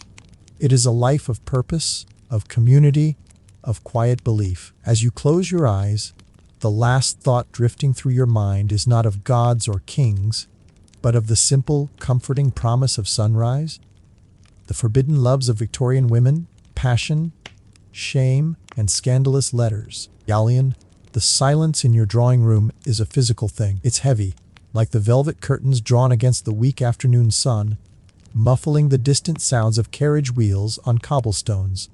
The only noise permitted in here is the polite, rhythmic ticking of the ornate clock on the mantelpiece, est and mantle, and the whisper-soft hiss of the gaslight, even though it's barely dusk, creeping London grey. The air is thick with the scent of beeswax from the polished mahogany, a faint hint of dried lavender from a porcelain bowl, and the stifling fragrance of propriety. You are sitting in a chair with a ramrod straight back.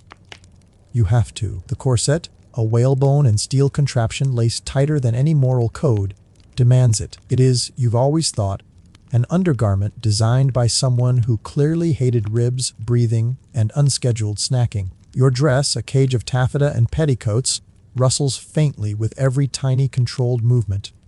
Your hair is an elaborate sculpture of braids and pins, a testament to an hour of your lady's maid's patient, relentless work. You are a portrait of respectable womanhood, serene, composed, idle, and you are screaming on the inside.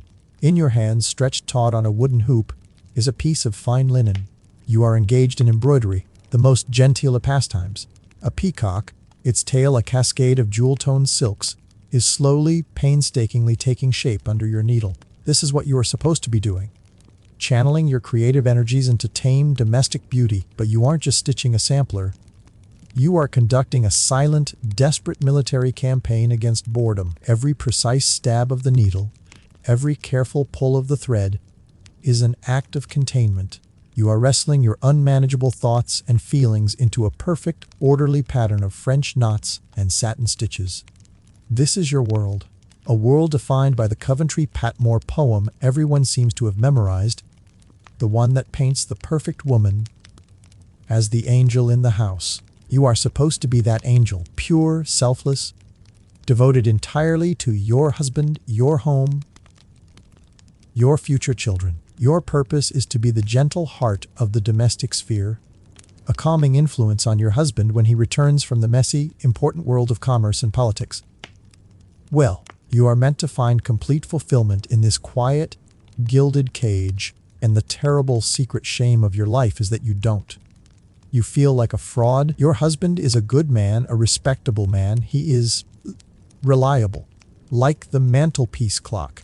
He provides you with this beautiful home, these lovely clothes, a staff to see to your every need.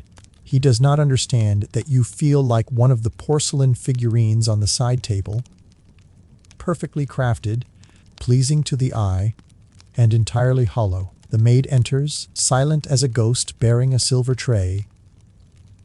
A visitor has arrived. She presents you with a calling card. It is Mrs. Davies from 2 streets over. The card itself is a work of art, thick cream stock with an embossed border and elegant copperplate script.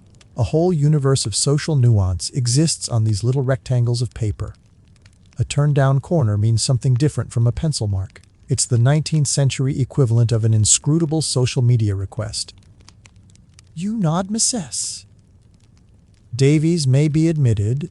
The next 20 minutes are a masterclass in polite performance. You will discuss the weather. You will inquire after her husband's gout. She will compliment your peacock embroidery. You will pour the tea, 1 lump or 2, and offer the paper-thin cucumber sandwiches the cook has prepared. The conversation will flow around every topic of actual substance, leaving a wide, safe berth for the unspoken. You will both smile and nod, and agree that the last sermon was most edifying, even if you spent the entire time cataloging the bonnet trimmings of the ladies in the pews ahead of you. T. You are not alone in this performance. Historians still argue whether this prescribed passivity, this angelic domesticity, was a genuine internalized belief from most women of your class, or simply a necessary, deserving performance. Are you the only one whose soul is rattling the bars of its velvet cage? Or is Mrs. Davies, behind her placid smile and talk of jam recipes, hiding a universe of unspoken longing just as vast and tumultuous as your own? There is no way to know. The rules of the game forbid you from ever asking. When she leaves, the silence descends once more, heavier than before. You walk to the tall window and pull the velvet curtain back just an inch. You look down at the street below, a world of movement, of purpose. A world of movement, of purpose.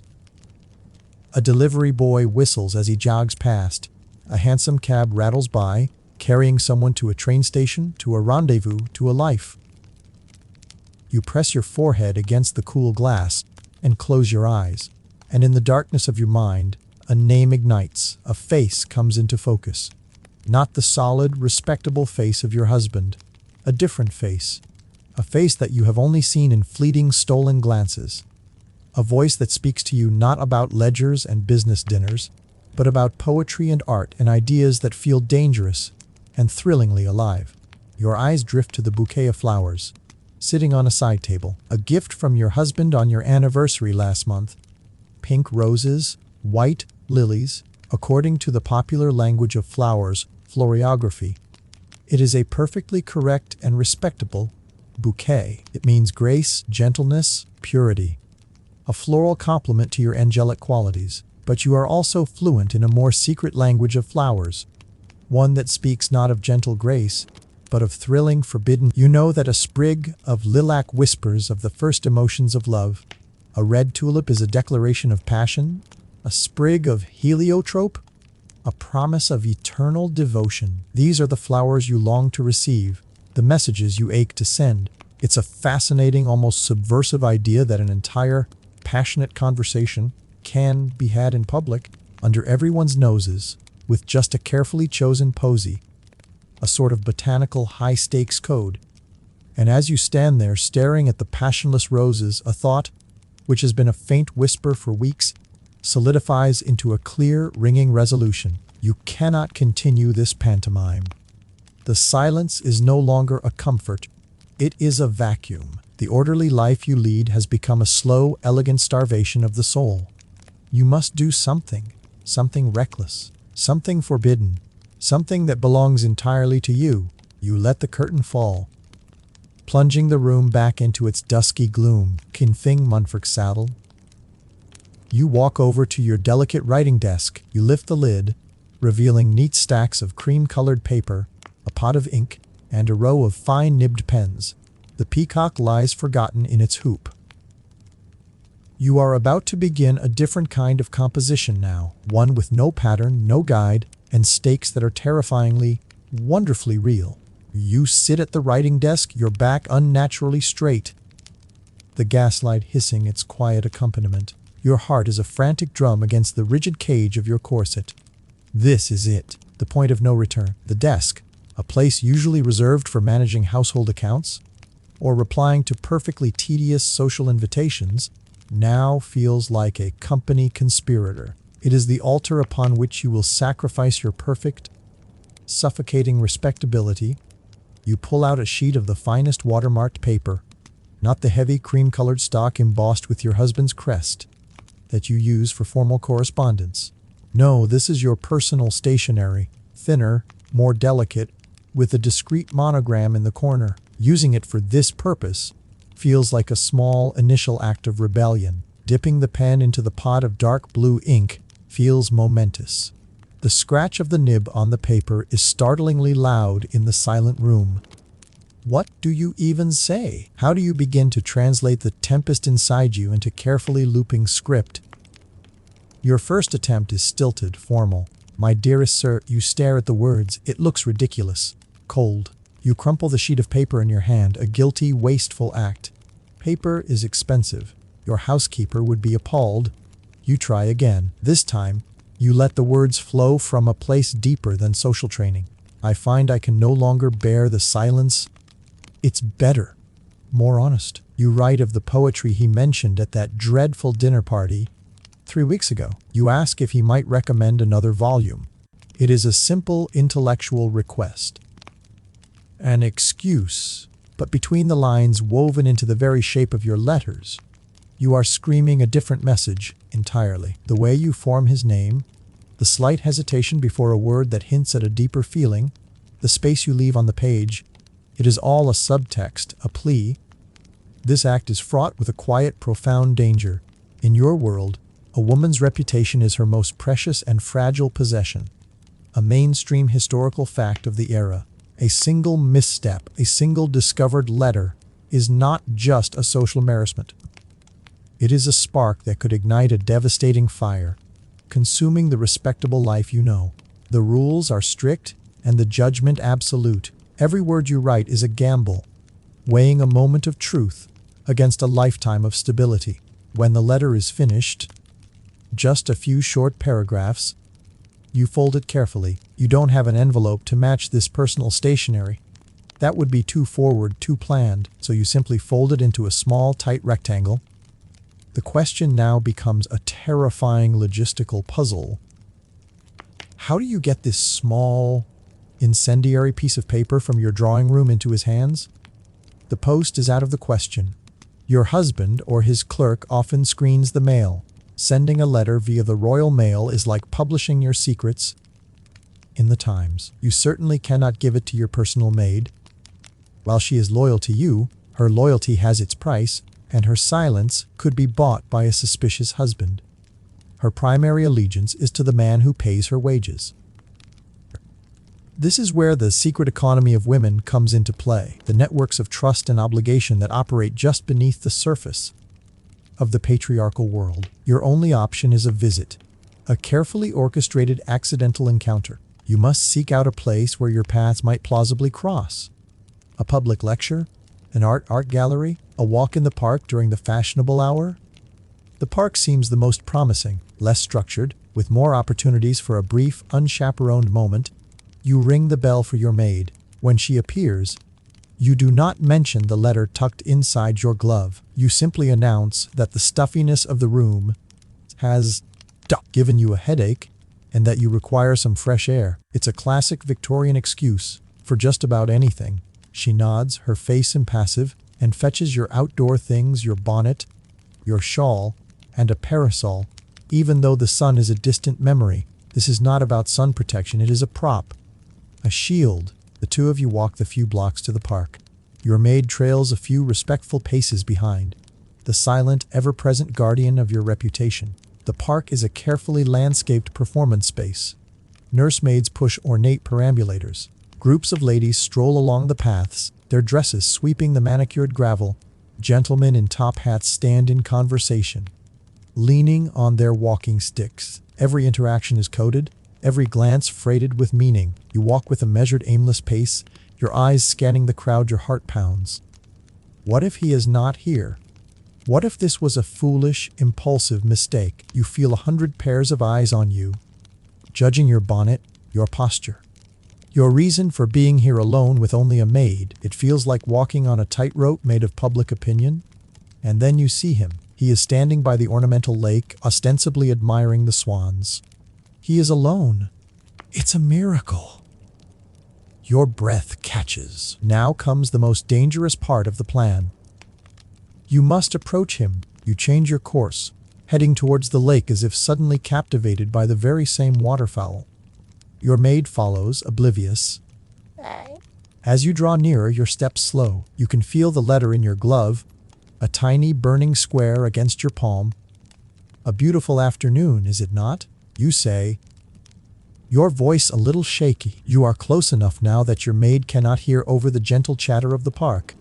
He turns. Surprise registers on his face, quickly followed by a spark of something else. Recognition.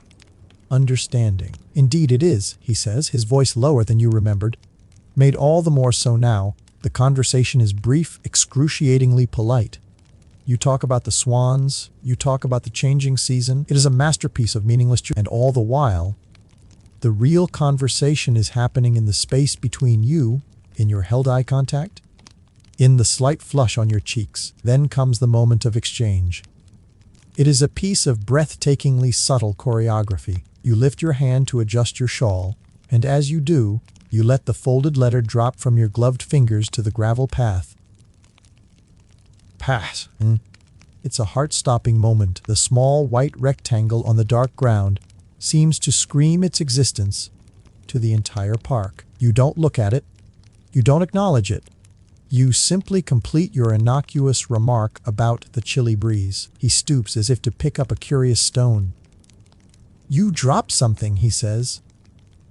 His voice calm, he picks up the letter, his fingers brushing against it for a fraction of a second, and in a single, fluid motion, it disappears into the pocket of his waistcoat. No one has seen.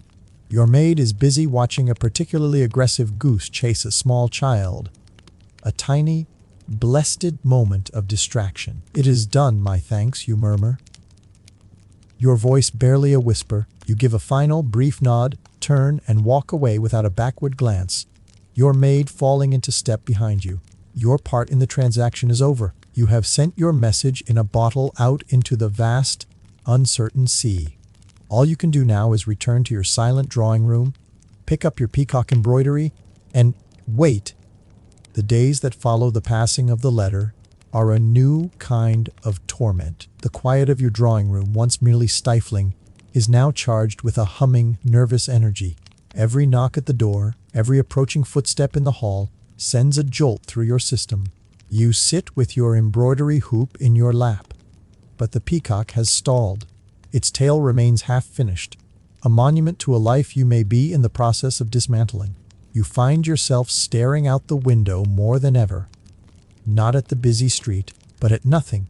Your mind miles away, replaying that heart-stopping moment in the park. You must now become an actress of the highest caliber. Your life splits into two distinct channels: the placid, visible stream of your daily routine, and the turbulent, hidden river of your inner world. In the evenings, you sit across the dining table from your husband, listening to him recount his day at the bank. You learn to arrange your features into an expression of placid interest.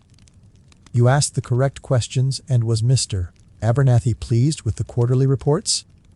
You nod in the right places. You are the perfect angel in the house, pouring his wine, smiling at his dull jokes. All the while a part of your mind is screaming, "Did he read it? Did he understand? Will he reply?"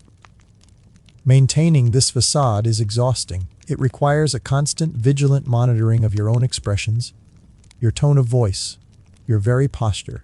You live in fear of a single betraying slip. A distant look in your eye at the wrong moment, a sudden blush when a certain topic of conversation arises. Suspicion, once aroused in a Victorian marriage, is a poison that seeps into everything. A husband's power was absolute, and a wife's infidelity was seen not just as a moral failing, but as a direct threat to the patriarchal line of inheritance. And so he had to be certain his children were his own. Any sign of your passion for another could bring the entire carefully constructed edifice of your life crashing down. Weeks pass, 2, then 3. Hope begins to curdle into a bitter, silent despair. You tell yourself it was a moment of madness, that he read your note, was horrified by your impropriety, and rightly threw it into the fire. The shame of this imagined rejection is a cold weight in your stomach. Perhaps your orderly, loveless life is what you deserve. Perhaps the screaming inside you was just a temporary delusion. And then, one Tuesday afternoon, it happens. A package is delivered. It is not for your husband, but for you. This in itself is unusual. It's a small, flat parcel wrapped in brown paper and tied with twine. Your maid brings it to you on the silver tray, her expression unreadable. You take it, your hands trembling slightly. You wait until she has left the room before you dare to open it. With fumbling fingers, you undo the string and tear the paper. Inside is a book, a slender volume of poetry by Elizabeth Barrett Browning. Tucked within its pages, marking a particular sonnet, is a pressed flower, a single dark red carnation. You don't need your secret language of flowers book. For this one, the message is universally understood. A red carnation signifies deep love and affection. My heart aches for you. Your own heart feels as though it might burst. He has answered, and not just with words, but with a gesture of breathtaking poetry and clandestine brilliance. A book is a perfectly acceptable gift. Your husband, should he see it, would think nothing of it, merely a kind gesture from an acquaintance. But the flower, hidden within, is the real message. It's a secret nestled within a secret, a masterpiece of deniability. It is a fringe, romantic tidbit of the age that some lovers even used specific books by specific authors as codes themselves, a secret library of longing hiding in plain sight on a parlor shelf. Hidden even deeper, tucked into the spine of the book, is a single folded sheet of paper. His reply. His handwriting is strong, angular, so different from your own looping cursive. His words are not a passionate, reckless confession. He is too smart for that. He writes of the poetry of Miss S. Browning's magnificent talent. He thanks you for inspiring him to revisit her work, but he ends with a single sentence that you read over and over until the words blur. I shall be taking the air near the Serpentine on Thursday next. At 3 o'clock, should the weather prove clement. It is an invitation, a rendezvous. The risk is immense, 100 times greater than passing a note. This will require more than just an excuse about a headache. This requires planning, deception, and a new level of nerve. Thursday. That is the day of your weekly charity committee meeting. A perfect alibi. You spend the next 2 days in a state of suspended animation. The world around you seems to fade to gray. The tea tastes of nothing. Your husband's voice is a distant murmur. All that is real is the promise of Thursday at 3. On the day, You dress with extraordinary care. You choose your most modest walking dress, a sober gray that will attract little attention. You instruct your carriage driver to take you to the church hall where the charity committee meets. But as you approach, you rap on the roof with your parasol. "Driver," you say, your voice cool and commanding, "I find the committee room so terribly stuffy. Please drop me at the corner of the park instead. I shall walk the final blocks myself and take some air." It's a small, believable eccentricity. He tips his hat and obeys. Your maid, whom you have left at home on the pretext of needing her to polish the silver, an odious task that will keep her occupied for hours, is not with you. For the first time in months, you are truly alone, unchaperoned. The freedom is dizzying, terrifying. You walk into the park, your heart hammering. This is not the familiar route of before. You head for the Serpentine, the man-made lake, its surface glittering under the pale sun. You see him, just as he said, walking near the water's edge. Seeing him there waiting for you makes the whole thing real. This is not a fantasy, this is happening. The meeting is short. It cannot be anything else. To linger too long together is to invite ruinous speculation. You walk side by side, not touching. The foot of distance between you feels like an electric current. You talk in low voices, a flurry of words you've been storing up for weeks. You speak of poetry, of art, of your crushing boredom, of his intellectual loneliness. It is a conversation so desperately honest and real that it makes every conversation you've had for the last 5 years feel like a lie.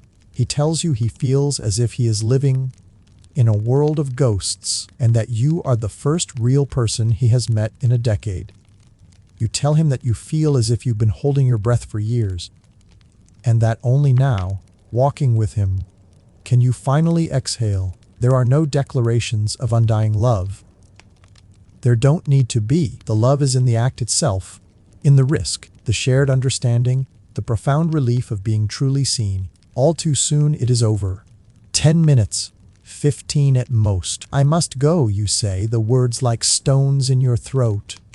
He simply nods, his eyes full of a sorrow that mirrors your own.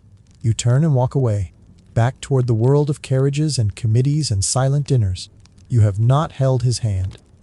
You have not shared so much as a single touch. But as you walk away, you feel more connected to him than you do to the man whose ring you wear on your finger. You have crossed a line. You are now officially, irrevocably leading a double life. The secret life, once begun, develops its own rhythms, its own precarious routines. The single rendezvous blossoms into a clandestine pattern, a brief walk in the park every other week, always under the guise of some other plausible errand, a chance encounter at a crowded public lecture where you can sit 2 rows apart and exchange loaded glances over the tops of people's heads. Hence, the letters continue, more frequent now, their delivery a high-stakes game of logistical chess. Sometimes they are hidden in a hollowed-out book purchased from a specific shop. Other times they are left at a pre-arranged dead drop, perhaps behind a loose stone in a garden wall. A trick worthy of any Cold War spy. You become an expert in the art of the half-truth, the plausible lie. You develop a repository of minor ailments, headaches, nervous fatigues, vapors that require you to take sudden, solitary walks. Your performance at home is honed to perfection. You are a more attentive wife than ever, almost overcompensating with your dutiful inquiries and placid smiles.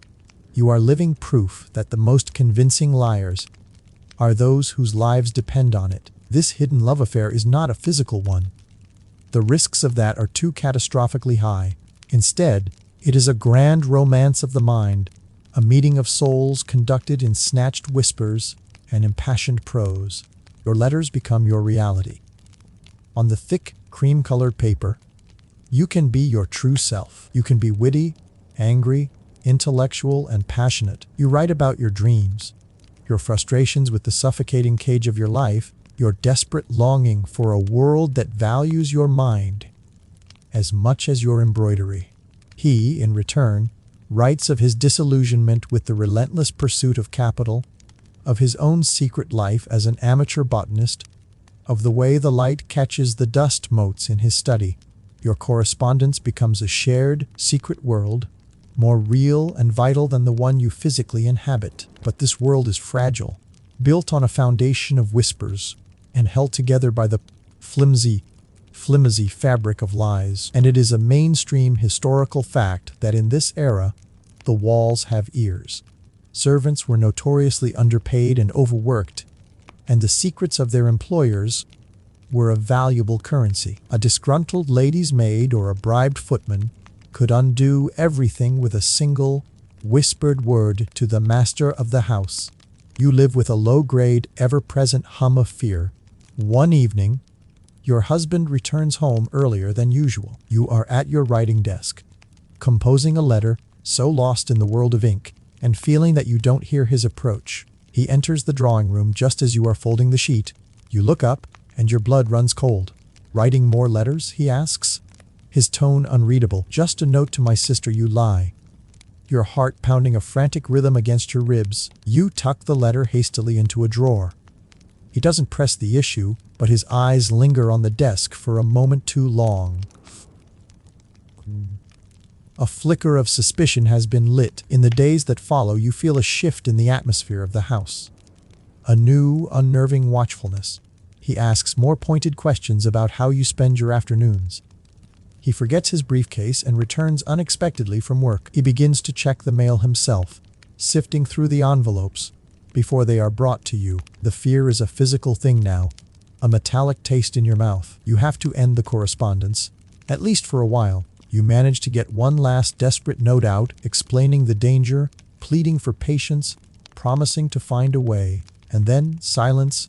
The weeks without contact are unbearable. The drawing room, which had become your sanctuary of secret joy, is once again a prison. The silence is back, heavier and more menacing than before. The half-finished peacock in its hoop seems to mock you with its frozen, vibrant beauty. The inevitable crisis arrives not with a dramatic confrontation, but with a quiet, sickening thud. You come down to breakfast one morning to find your husband seated at the table, a small, locked rosewood box in front of him. It is your letter box, the one you keep in your bedroom, the one where you have foolishly, sentimentally, kept every single letter he ever sent you. He holds up a small metal key. "I had a locksmith fashion a copy," he says, his voice devoid of all emotion. "I felt you had become forgetful of your duties. I wanted to see if there was a reason." Time stops. The room feels airless. You can only stare at the box, at this beautiful wooden casket that has just become your coffin. Everything is in there. The pressed carnation, the talk of poetry, the declarations of intellectual love, the arrangements for walks in the park. All of it, under the Matrimonial Causes Act of Itsenbabite Wushuti. A man could divorce his wife for adultery alone. While you have not, in the technical sense, committed that act, these letters would be more than enough to ruin you. Historians still argue about the precise social mechanics of these situations, whether a husband was more likely to choose a quiet separation to avoid public scandal, flair, or a punitive public divorce to reclaim his honor. For you, sitting at that breakfast table, the distinction is meaningless. Your life as you know it is over. He will not make a scene. That would be ungentlemanly. He will simply, methodically, and legally erase you. You will be sent away, likely to live with a poor relation in some forgotten corner of the country, stripped of your name, your social standing, and your allowance. You will never be permitted to see your children again. The law is entirely on his side. He is the victim. You are the fallen woman. He opens the box and begins to read. He does not shout.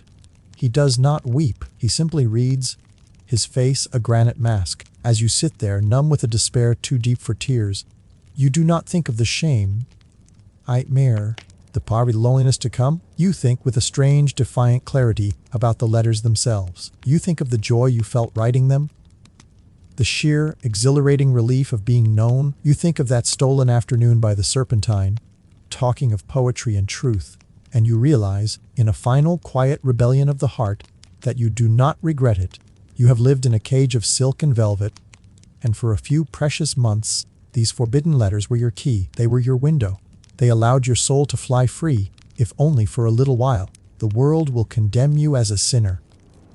But in the quiet, secret history of your own heart, you know you simply chose to live. The letters that condemned you, ironically, might be your only legacy. Many such scandalous troves of letters were burned in shame by horrified families, but some survived, tucked away in dusty archives, providing future generations with a raw, unfiltered glimpse into the hidden emotional lives of women who were supposed to have none. Perhaps, 150 years from now, a young historian will hold a digitized image of your looping script and feel a jolt of recognition, a kinship with the woman who risked everything for the simple, human need to be understood, why most cowboys weren't white, and history forgot them. You know, the first thing you notice is the cold. It's a profound cold that seeps right through your thin wool blanket and settles deep in your bones.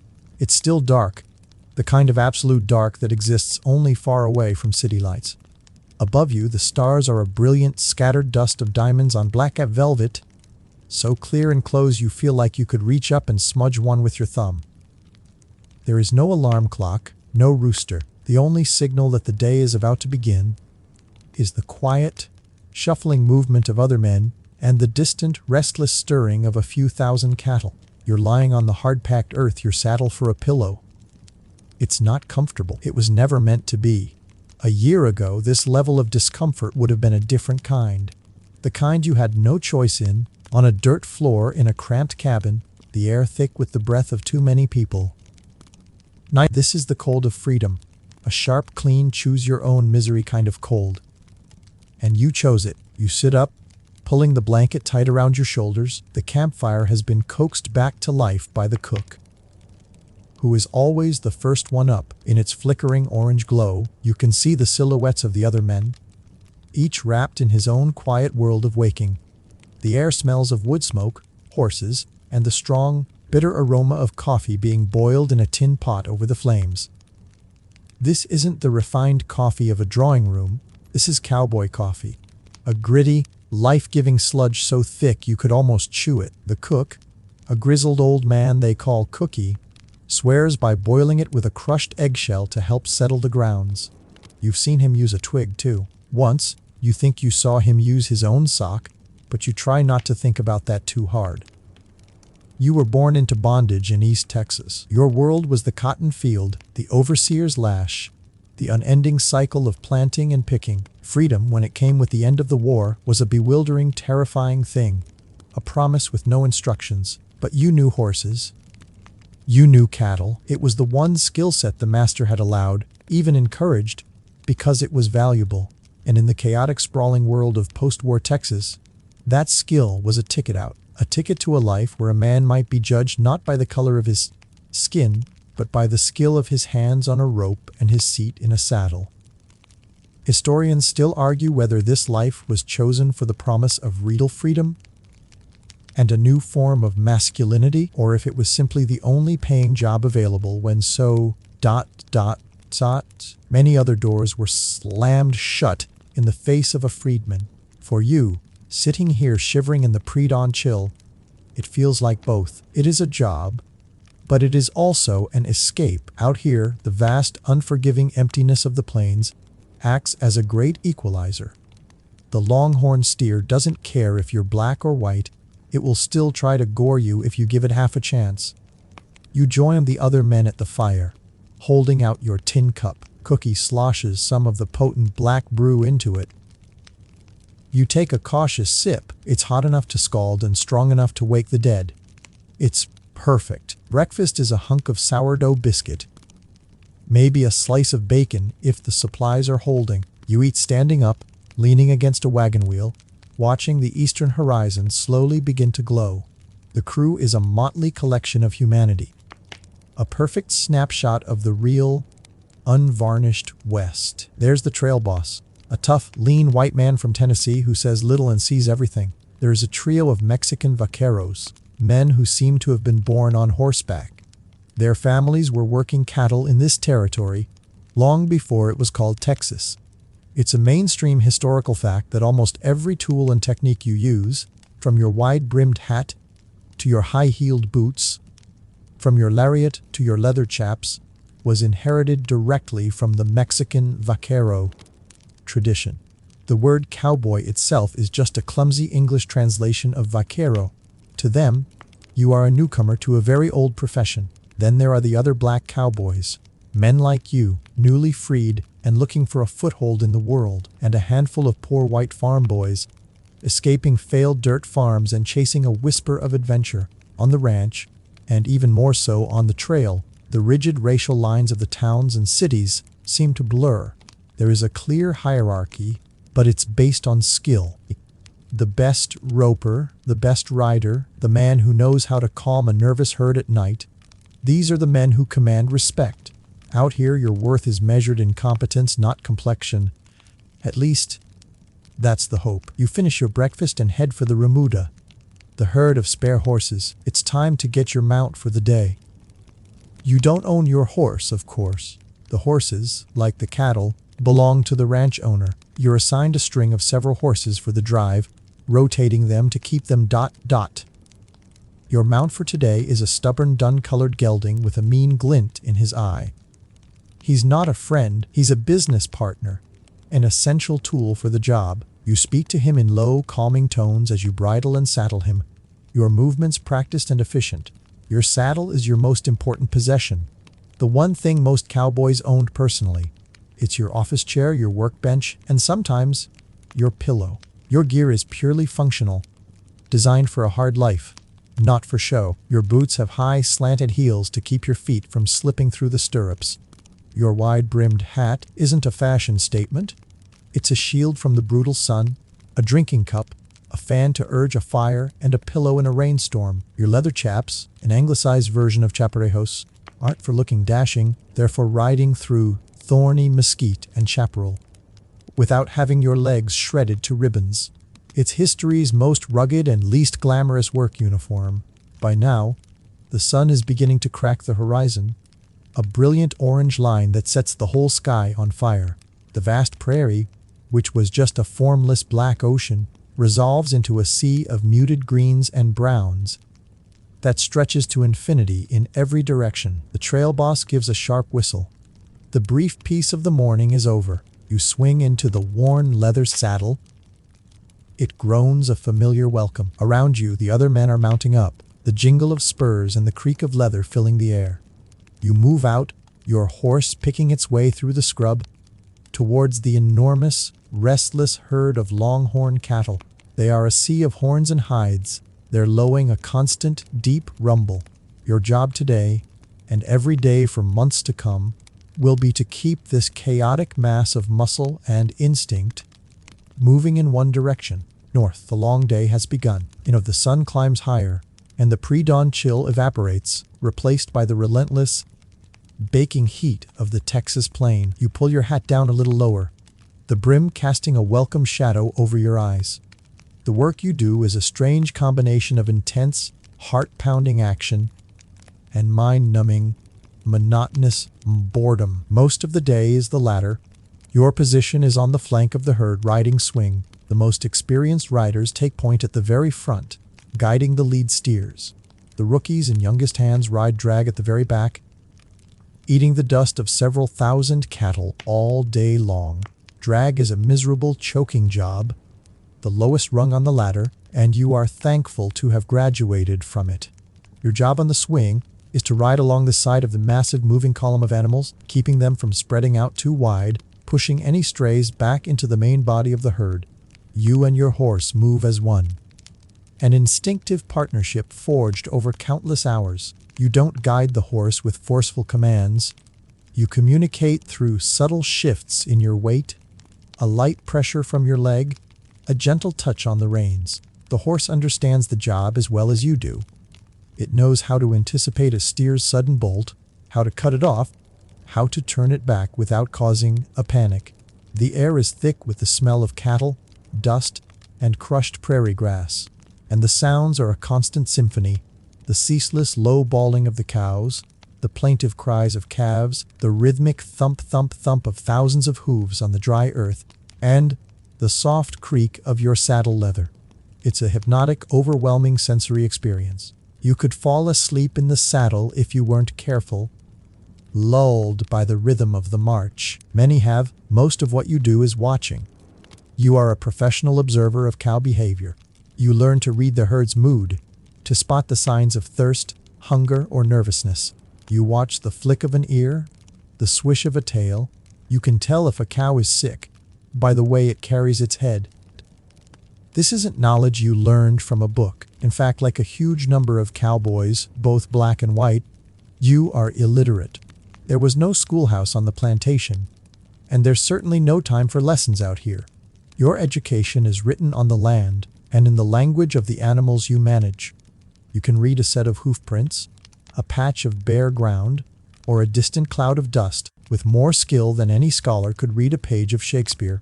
Your expertise is simply in a different, more practical kind of text. Suddenly, a young steer, spooked by a snake or a shadow or maybe just a bad thought, breaks from the herd. It bolts, head down, a brown and white blur of panicked energy. Now the monotony is broken. You press your legs into your horse's sides, and he springs into action without a moment's hesitation. The chase is on. You gallop across the uneven ground, weaving through clumps of sagebrush, your eyes locked on the runaway. You uncoil the lariat from your saddle horn. This is where skill truly matters.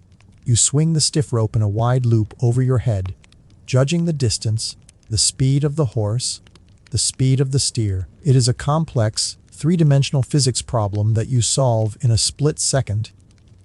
By pure instinct, you let the rope fly. It sails through the air, a perfect open circle, and settles neatly around the steer's horns. You don't pull it tight immediately. You expertly daily the end of the rope around your saddle horn, letting your horse do the work. The horse plants its feet, leaning back against the pull, a living anchor. The steer hits the end of the rope, is spun around, and stands there, surprised and indignant, the fight gone out of it.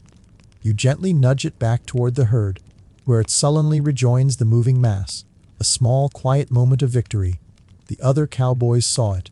No one says anything, but a nod of acknowledgment from one of the old vaqueros is worth more than a dozen flowery compliments. One of the quirky, lesser-known aspects of the cowboy life was singing. Singing. Night on guard duty, it was essential to sing or hum or whistle constantly as you rode circles around the resting herd. The purpose wasn't entertainment. It was to let the notoriously skittish longhorns know where you were at all times. A sudden, silent appearance of a man on horseback in the dark could trigger a massive stampede.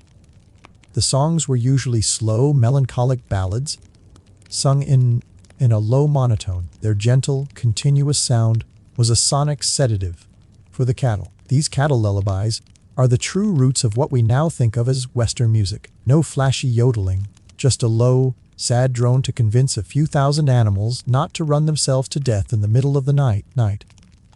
A bit like a white noise machine, but with more depressing lyrics about lost love. Lunch is not a break. You eat in the saddle.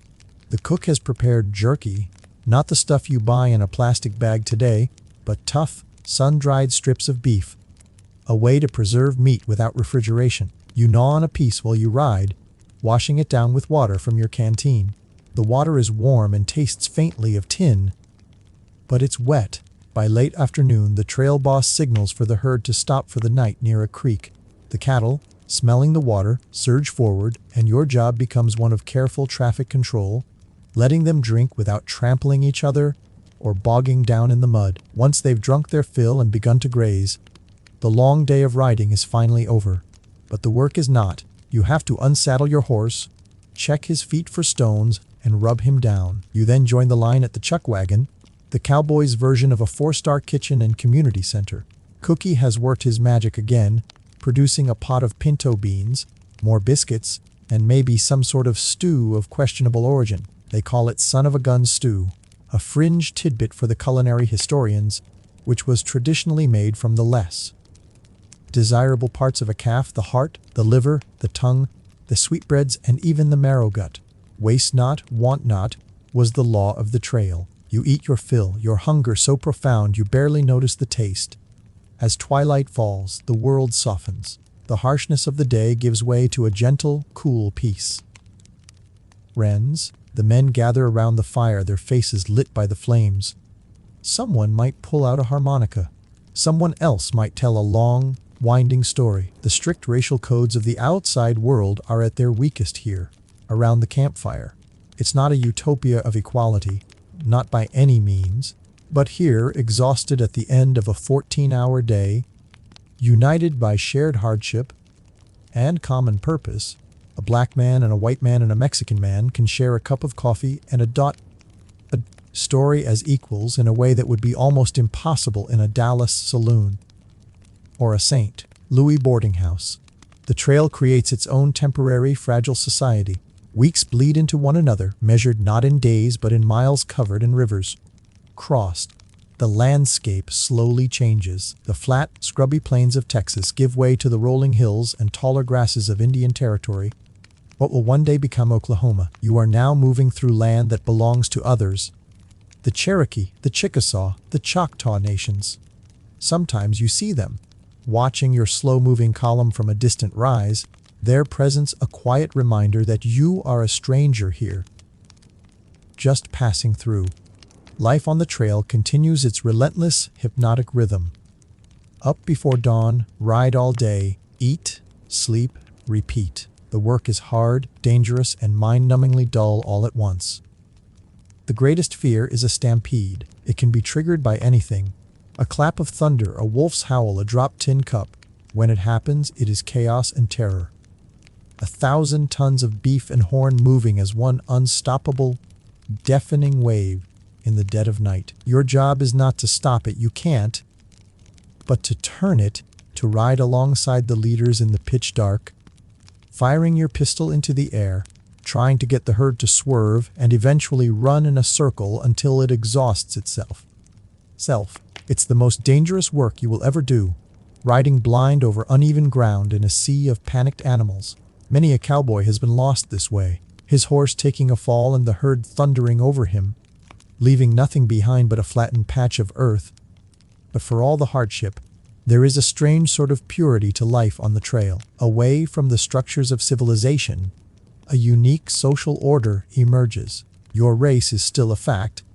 It's written on your skin, but its meaning becomes less important than your abilities. When you're facing a flooded river, the trail boss doesn't care if you're black or white. He cares if you're one of the men brave and skilled enough to swim. Your horse across the raging current and guide the herd to the other side. This functional equality, born of mutual dependence and shared risk, is a fragile bubble. But within it, you experience a level of respect and autonomy that was unthinkable just a few years before. Historians still argue whether this trail-born pragmatism had any lasting impact on American race relations, or if it was just a temporary workplace anomaly that vanished the moment the cattle were sold.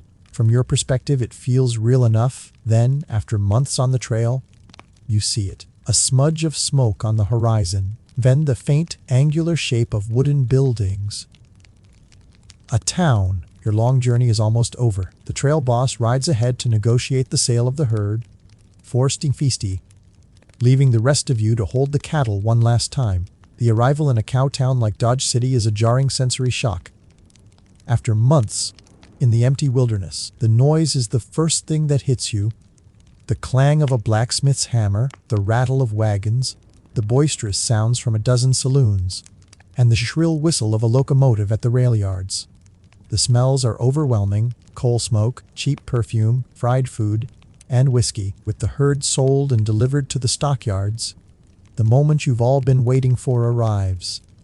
Payday. The trail boss counts out your wages. $30, maybe $40 in coin for 3 months of backbreaking work. It feels like a king's ransom. Your pockets, empty for so long, are suddenly heavy with possibility. And this is where the bubble of trail equality bursts. You walk into town with the other hands, a rowdy, dust-covered group eager to wash the trail out of their throats. You see the signs immediately. No dogs or Indians allowed. Some say, no coloreds. You, the skilled horseman, The brave drover who faced down stampedes and swam flooded rivers are now, once again, just a black man in a white man's town. The very skills that gave you status and respect on the prairie are worthless here. Your white trail mates? Men you've shared food and fire and danger with for months head into the grandest-looking saloon on the main street. You can't go with them. You watch them push through the swinging doors into a world of polished wood, brass rails, and painted ladies. You are directed to a much smaller, rougher establishment on a back street, or perhaps to the colored section of a larger saloon, separated by a flimsy partition. The camaraderie of the campfire evaporates in the face of the town's rigid racial hierarchy. Some of your white trail mates might feel a flicker of discomfort, a moment of shame. They might offer to buy you a bottle to take with you. But none of them will risk their own pleasure or safety by challenging the town's rules. On your behalf, the Trail Society is over. You are back in their world now, and you have to play by their rules. A quirky and often overlooked fringe tidbit is the existence of businesses run by black entrepreneurs. In these towns, catering specifically to men like you, small restaurants, bathhouses, and barbershops that offered a safe haven from the racism of the main thoroughfares. Finding one of these establishments is your first priority. So you take your pay. You get a hot bath, the first in months, and scrub away layers of dust and grime. You buy a new shirt. You eat a hot meal that doesn't consist of beans and biscuits. You might spend some of your money on a few glasses of whiskey in a crowded, noisy room full of other black cowboys, soldiers from the Buffalo Soldier regiments, and laborers. You trade stories, you laugh, you enjoy the fleeting illusion of prosperity. But you are always careful. You know that a wrong word, a lingering glance, or simply being in the wrong place at the wrong time could land you in jail, or worse. The legendary gunfighters of the West were almost always lawmen or deputies tasked with controlling the boisterous energy of cowboys like you, and the justice they dispensed was rarely colorblind. After a few days of this, the money is mostly gone. The brief, intoxicating taste of town life turns sour. You find yourself longing for the clean, empty silence of the prairie. You have tasted freedom, both the hard, earned freedom of the trail and the cheap, fleeting freedom of a payday weekend. You know which one is more real. You have traded your earnings for a few days of civilization, and it feels like a bad bargain. So you look for the trail boss, you look for a new herd heading south to Texas, or a different herd heading north to the pastures of Montana. You look for a way back to the only place you found something close to a home. The place where a man is just a man. The work is hard, the sky is big, and the world makes a quiet kind of sense. You sign on for another drive. The years begin to stack up, like layers of dust on an old saddle. You ride on a dozen more cattle drives. You see the land change. You see more fences, more farms, barbed wire. That cheap and ugly invention they call the devil's rope is starting to slice up the great open ranges. Each drive north gets more difficult, the routes more constricted. The great, unfenced ocean of grass is being carved into small, private ponds. The long cattle drive, the economic engine and defining myth of your era, is slowly dying. The railroad, the very thing that created the cowtowns, is also the thing that will kill your profession. Spurs and branch lines are pushing deeper into Texas, making the long, dangerous journey on horseback obsolete. It is cheaper and more efficient to load cattle onto a train near the ranch than to walk them 1,000 miles. You and the other cowboys are becoming redundant, a tough and gritty relic of a bygone solution. Your last drive is to Montana. The northern ranges are opening up, and the herd you push is not for the slaughterhouse, but for a new breeding ranch. The journey is longer, the weather colder, but the life is the same. When it's over, you find yourself adrift. There are fewer and fewer outfits hiring for trail drives. The work is shifting to ranching, a more stationary life of mending fences and tending to smaller herds. It's a job, but it lacks the grand, sweeping freedom of the trail. But for all the hardship, there is a strange sort of purity to life on the trail, away from the structures of civilization, a unique social order emerges. Your race is still a fact. It's written on your skin, but its meaning becomes less important than your abilities. When you're facing a flooded river, the trail boss doesn't care if you're black or white. He cares if you're one of the men brave and skilled enough to swim. Your horse across the raging current and guide the herd to the other side. This functional equality, born of mutual dependence and shared risk, is a fragile bubble.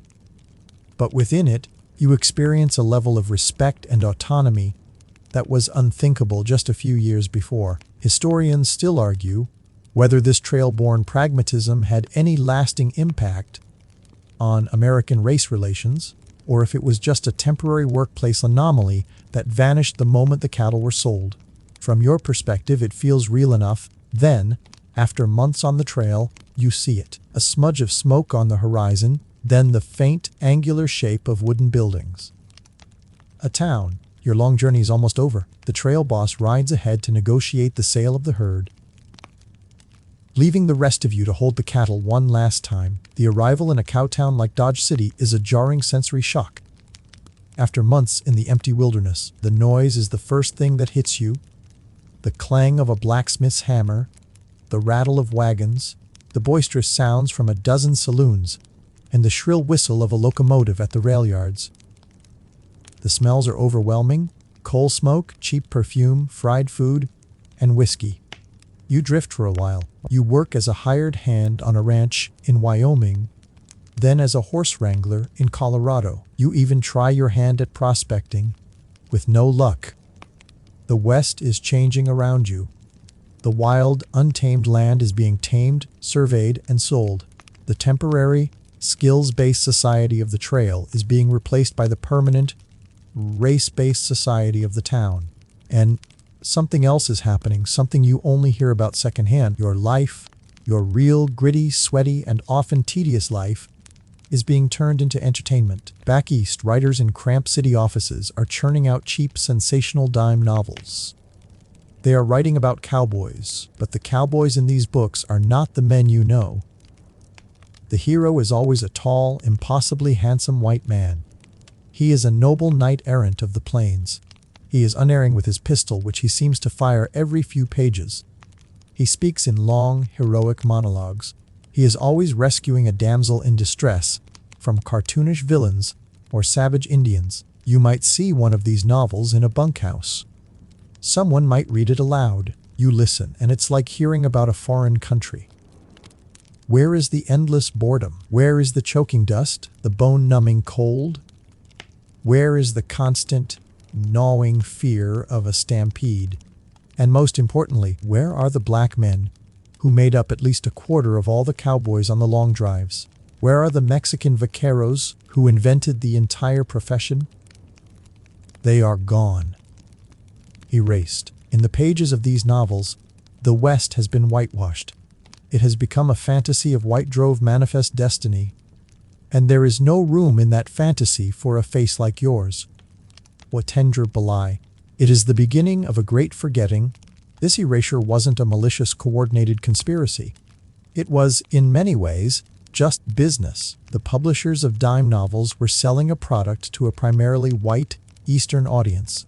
They tailored their heroes to fit their customers' expectations and prejudices.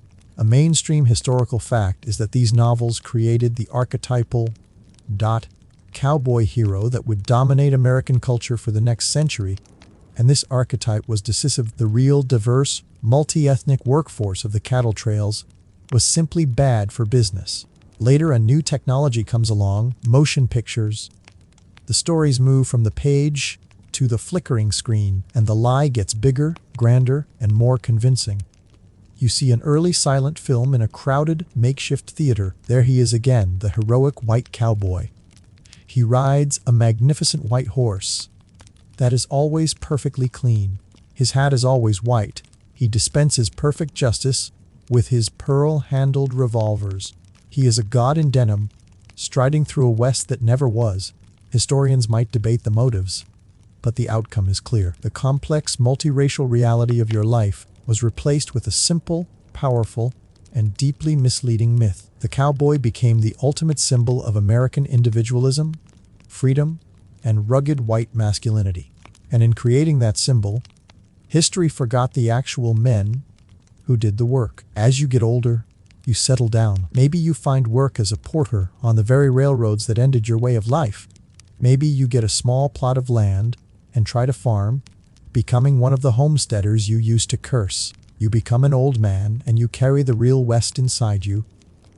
The smells, the sounds, the feeling of a good horse under you. You tell your stories to your children, to your grandchildren. You tell them about the stampede outside Dodge City, about the sweet taste of water after a dry crossing, about the old vaquero who taught you how to read the clouds. But your stories feel small against the roaring myth-making machine of Hollywood. Your reality is a quiet personal truth. Their fiction is a loud national epic. The world chooses to believe the epic. It's a better story, cleaner, simpler. There's a quiet, fringe irony in the fact that one of the most famous real-life cowboys of your era was a black man named Nat Love, whose incredible each-and-bop-t-shirt-loop exploits in Deadwood, winning every cowboy contest imaginable, became legendary. Yet his own autobiography, full of the daring adventures dime novelists dreamed of, was largely ignored, while fictional white heroes became household names. His truth was literally too fantastic to be folded into the accepted fiction.